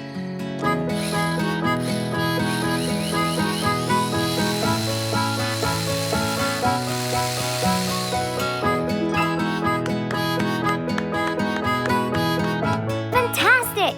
I don't know how to thank you, Mr. Fox. I'm really grateful for what you've done. Don't thank me. I only did what I had to do. I'd better be off now to cut more and more wood. Have a wonderful evening, Mr. Fox, and thank you again. Good night, Woody. See you soon.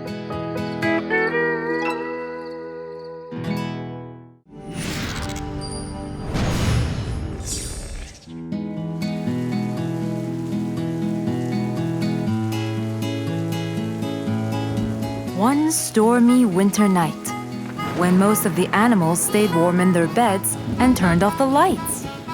There was thunder, there was lightning, and Woody the Woodpecker found it frightening. He knew he was in trouble, for his house will soon become rubble. Oh no! What am I going to do? I better go to Mr. Fox before things get worse. With a nice cup of hot chocolate, Mr. Fox continued reading his book when the doorbell rang. It was winter. No one would walk in the rain unless they had a complaint. Woody, what are you doing walking around in such cold weather? Hurry, come in.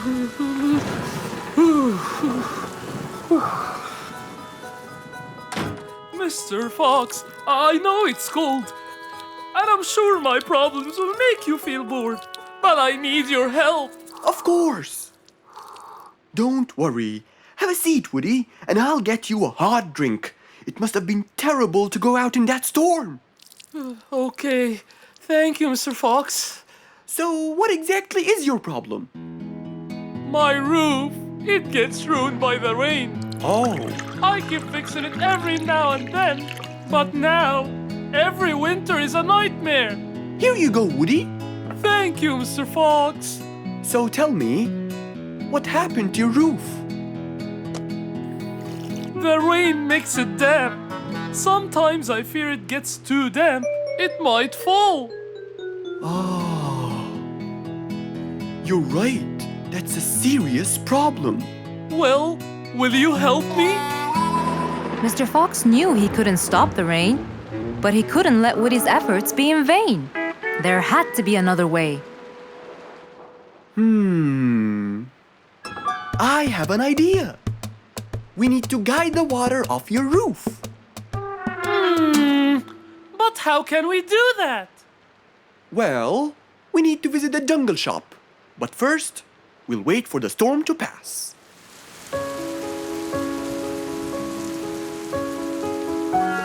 Finally, the storm faded away, revealing a bright, warm, sunny day. I think the weather is better now. Let's go, Mr. Fox. Mr. Fox and Woody hopped into the car, and off they drove to the jungle shop. So, what will we buy from here, Mr. Fox? A sloped roof. A roof? But how will we transport it? Oh, don't worry. There's a new type of roof. They sell them like, pieces of a puzzle. Oh, that's smart! Yep. Mr. Fox and Woody chose a nice big red roof. Then, off they went to Woody's house. Mr. Fox got a ladder and climbed up. He started to fix the roof from the top. Now, all we need is to put the pieces together.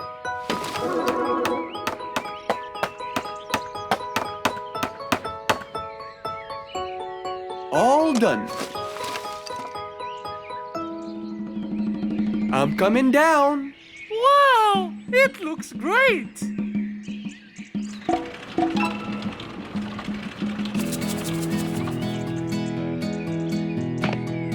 That way, all the water will slide down and the rain won't bother you again.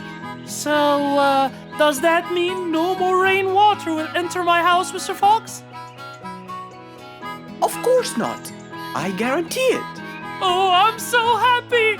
Thank you so much, Mr. Fox. Oh, it was nothing. We all like living in a dry, warm place in the winter.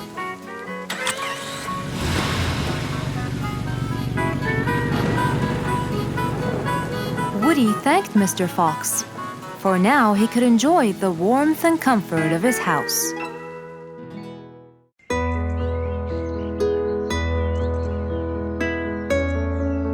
Roo is sad and looks really down. On his face, there was a frown. He had a cake, but he didn't care. And although it was his birthday, he said, Life's not fair. Thank you, Mom. "You're welcome, sweetie. Are you okay?" Yeah, I'm fine.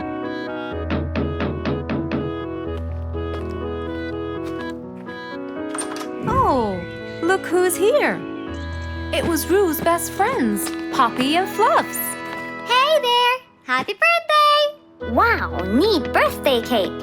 Yeah, just a normal birthday cake, traditional birthday hat, and the same old wishes over and over again. Roo, are you okay?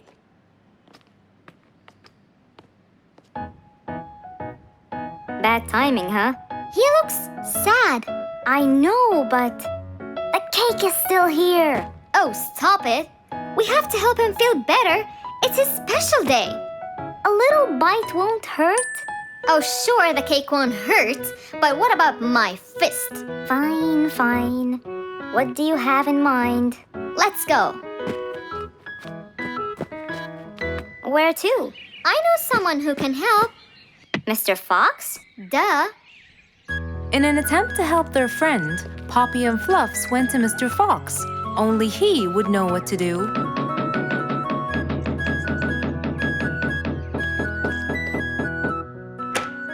Hey, carrots. Do you have any lemonade, Mr. Fox? I stopped apologizing for his behavior long ago. You know, Fluffs, he's just Fluffs. It's okay. Come in. Are you sure it's all right? Positive. It's always the right time. It's Rue's birthday, and he's pouting. He's bored with the same birthday routine every year. So we want to make him something different this year. Can you help us? Yeah. Unbelievable. You'd think I'm quite believable if you tasted this lemonade. It's awesome. Any ideas, Mr. Fox? What do you guys say? I help you throw him an extraordinary party with a magic show. A magic show? But who's gonna perform the magic tricks? You guys will. I'll teach you. This is the best idea ever. I agree. We'll also bake him a cake. But he says cakes are boring. I can assure you, this one he will like. Sounds like the perfect plan. All right, first, let's bake the cake. It wasn't a very easy task, but all three of them worked hard to make this the best day ever.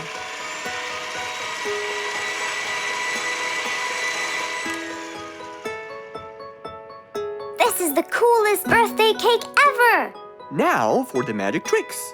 We need a bottle of water left in the freezer for around 2 hours and a plate full of ice. We'll also need some food coloring and soda. I'll get the color blue. I'll get the green and the yellow. And I think I'll get the red. We are all set now, I think. Not yet. What else do we need? Invisible ink. Huh? Fluffs and I will pour it over everything, including ourselves. And you, Pops, will give Roo this magic glitter. When he sprinkles it, everything will become visible. Cool. Let's go.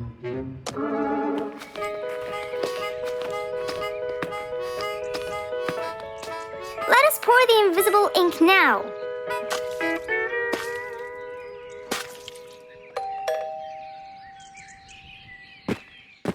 Hey, Roo! Hey, What are you doing? just sitting here, bored. Well, not for long. Yeah, right. Well, think again. Happy birthday. What's this? You have to sprinkle it around to find out. Where? First, on the table. Wow! How did you do that? It's a donut cake! Now try sprinkling all around. This is impossible! It's the coolest thing ever! It's not over yet.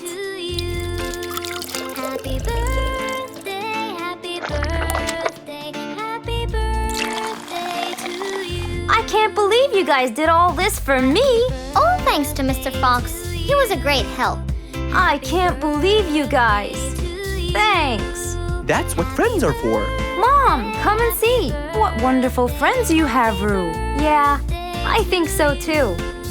Because of his friends, Roo's birthday was extra nice. One celebration was not enough, so they celebrated twice.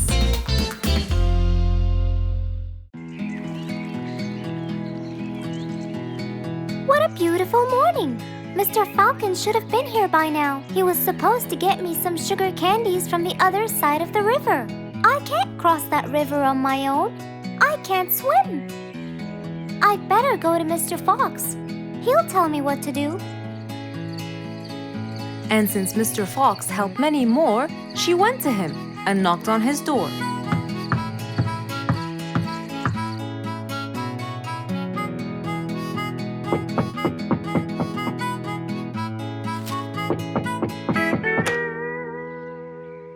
there? Over here, Mr. Fox. Oh, little Auntie Lou. Welcome. Please come in. Thank you, Mr. Fox.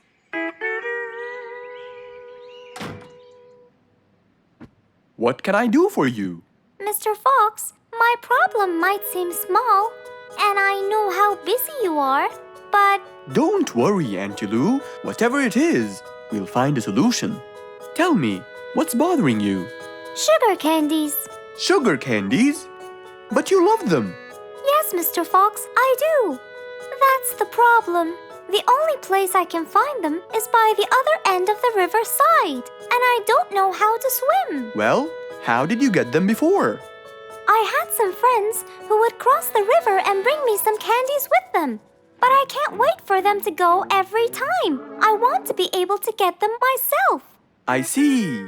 So you want a way to cross that river by yourself. Yes. Do you want to learn how to swim? Impossible. I'm so afraid of the water. It's my worst nightmare. Isn't there any other way, Mr. Fox? Sure there is. Let me think. Mr. Fox thought quickly and without delay, for there was already another way. He'll build a bridge for Auntie Lou, so she could cross whenever she wanted to. Little Auntie Lou, how wide is that river? Very wide, Mr. Fox. It won't be easy, but let's go. Into the workshop ran Mr. Fox. He grabbed some wood and his toolbox. He put them in his Jeep and hopped inside. Then he and Auntie Lou went for a ride.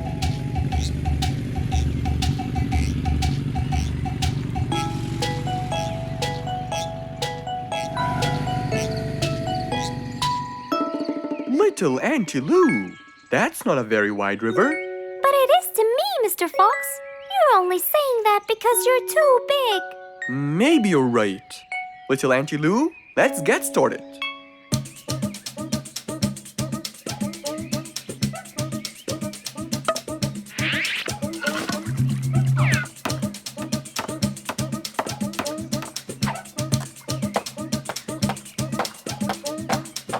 Finally, the bridge is complete. Mr. Fox, that's exactly what I wanted. Thank you so much. I'd better be on my way to collect the sugar candies. I've always dreamed of this.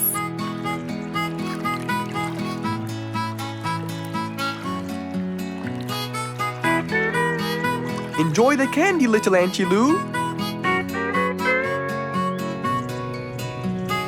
After giving his friend a happy end to the day, Mr. Fox took his car and carefully drove away.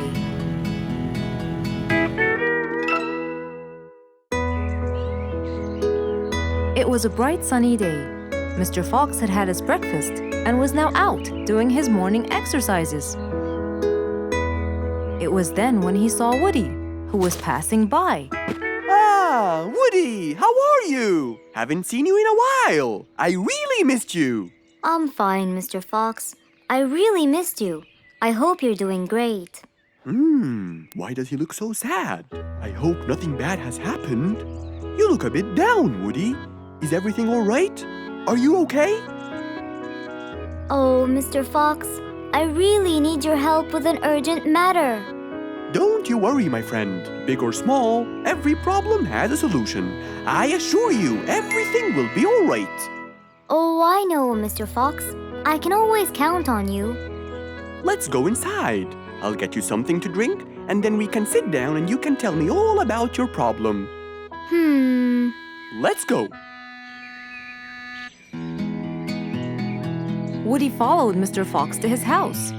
There, Mr. Fox prepared something special for Woody to help make him feel better.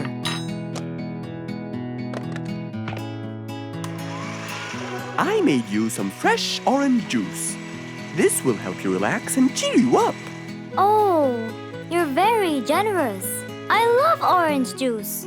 Thank you.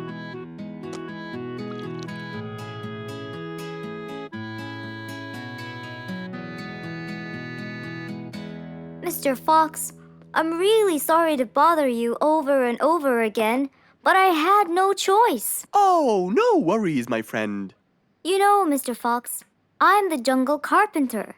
My business has been growing recently, and now I have many customers.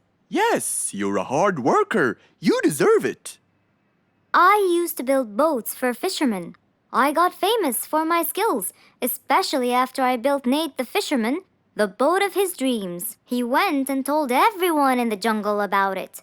They overwhelmed me with requests. That's fantastic. I'm really glad to hear that. But Nate came to me yesterday and asked if I could build him a ship, one big enough for him and all his friends, as he is planning to go on a fishing trip. It's for a special trip, he said. Yes, I've heard about that. Well, the problem is, I've never built a ship before, and I have no clue what kind of wood I'm supposed to use. I don't know what to do. How will I build him the ship he needs without the proper wood?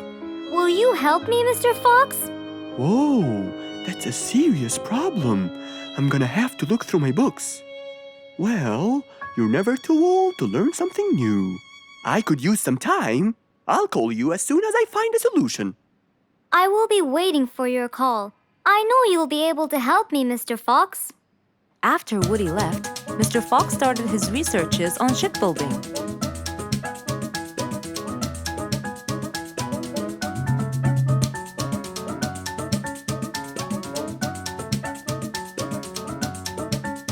After hours and hours of hard work, he finally got it. Yes! I've got it! But what did he get? We'll find out in the next episode.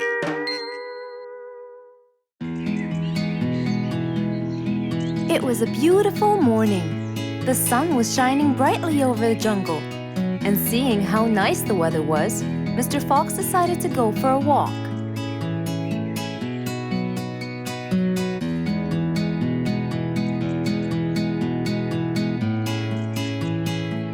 The birds were twittering, the bees were humming, and the flowers smelled pretty.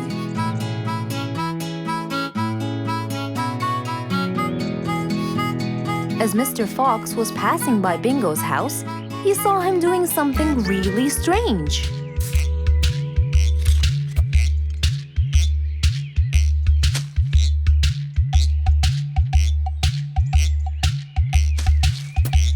Bingo! What are you doing? I'm storing my favorite fruits to eat during the winter. But you can't just bury them. They'll soon rot. But what can I do, Mr. Fox? They only grow in the summer, and I love to eat them so much. Mr. Fox thought about it for a while. What could he do to help Bingo?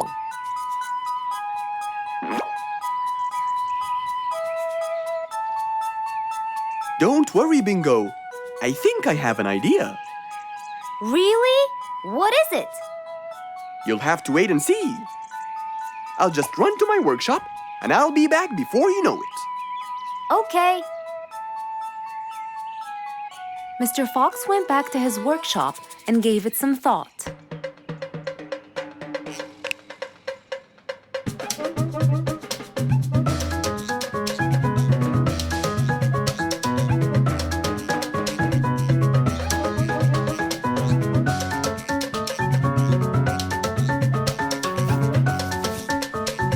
After calculating all the details, he started to gather the things that he needed.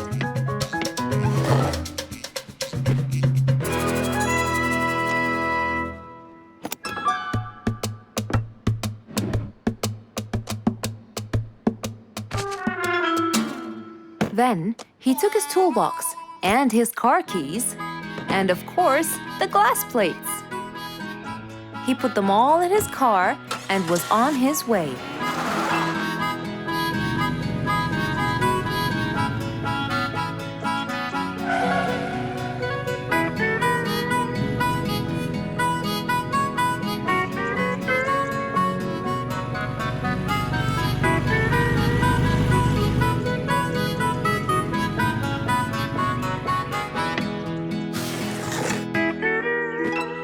What's all this for?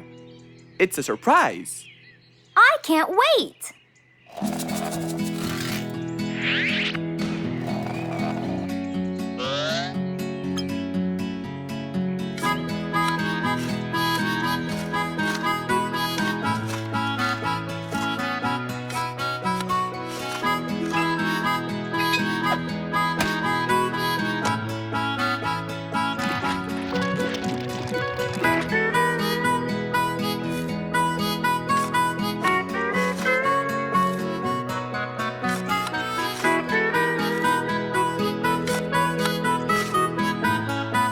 Mr. Fox was almost done, and Bingo was watching him, looking slightly puzzled.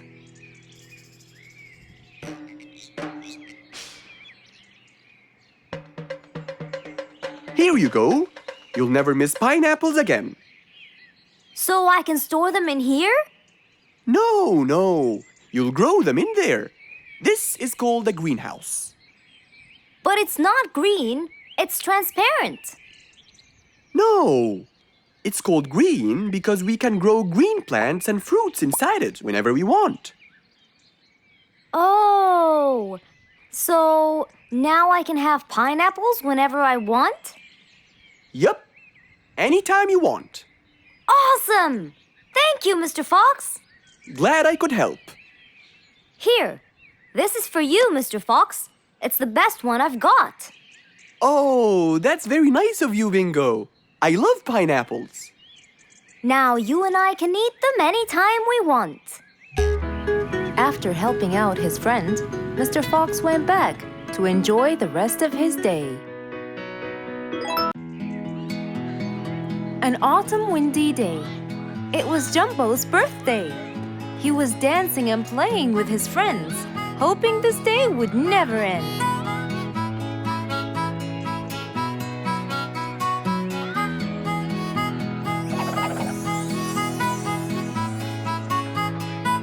Everyone ran to hide all the same, but Jumbo slipped and fell, and that was the end of the game.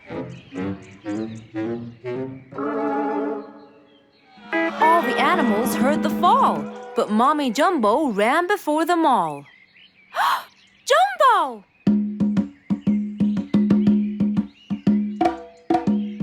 Oh, Jumbo.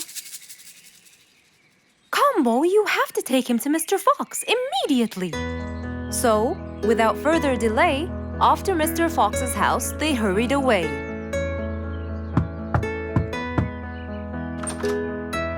Hey, Mrs. Combo, what's wrong? Help me, Mr. Fox. Jumbo is ill. Oh, please, come in.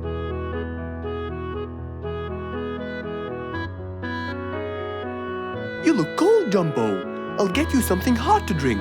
Thank you, Mr. Fox.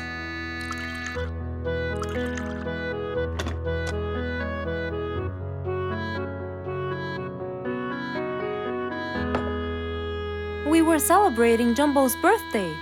Oh, happy birthday, Jumbo. Thank you, Mr. Fox.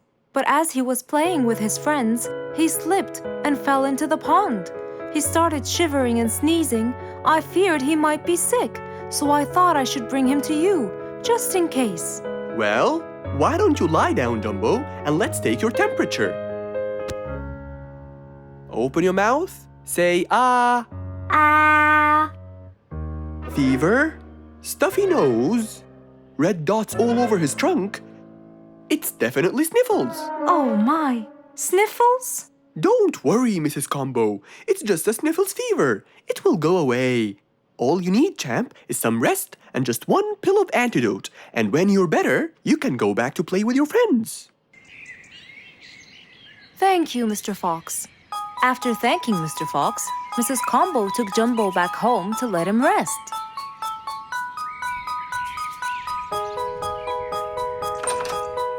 All right, Jumbo. Now all you need to do is follow Mr. Fox's advice and keep Mr. Thermometer under Under my tongue? To find out if I'm all better so I can go outside and play with my friends? But first, you gotta Keep my thermometer in my mouth? Right, son. You can count on me. Now, you'll stay put and oh, sorry. Call me when it beeps.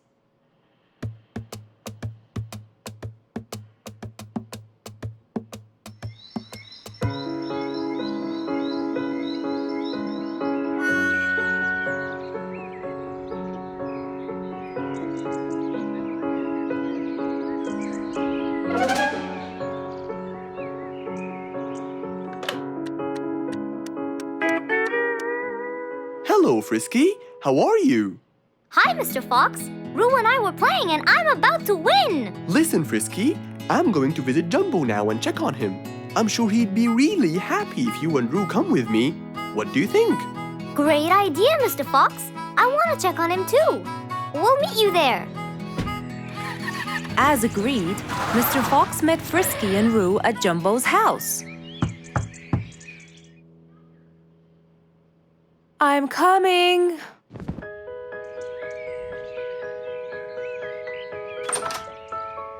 Hello, Mrs. Combo. We came to check on Jumbo. I hope he's feeling better now. Why, yes, Mr. Fox. Come in, everyone. Hey, Jumbo! I came to check on you. And I brought your friends along too. Are you feeling better now? Hi, Mr. Fox. Hi, guys. Hey, Jumbo. How are you feeling? Well, I feel better, but... Well, we need to take your temperature one more time, Jumbo. Is it time? It's time, all right? What does it say? Well, let's see. Your temperature is, oh. Your temperature is just fine and dandy, Jumbo. You're not sick anymore. You are A-OK. Yes! Now we can go outside and play. But first, I need to tell Mom. Mom? Mom? Where could she be? She's not in the kitchen. Mom! She's not in the living room. I wonder where she is. I'm here, in the bedroom. Mom? Are you okay? I think I might have caught a case of sniffles too. Don't worry, dear. I'll be fine. Now why don't you go out and play hopscotch with your friends? I'll join you when I get better. But Mom, I won't be happy if I go to play and leave you here all by yourself.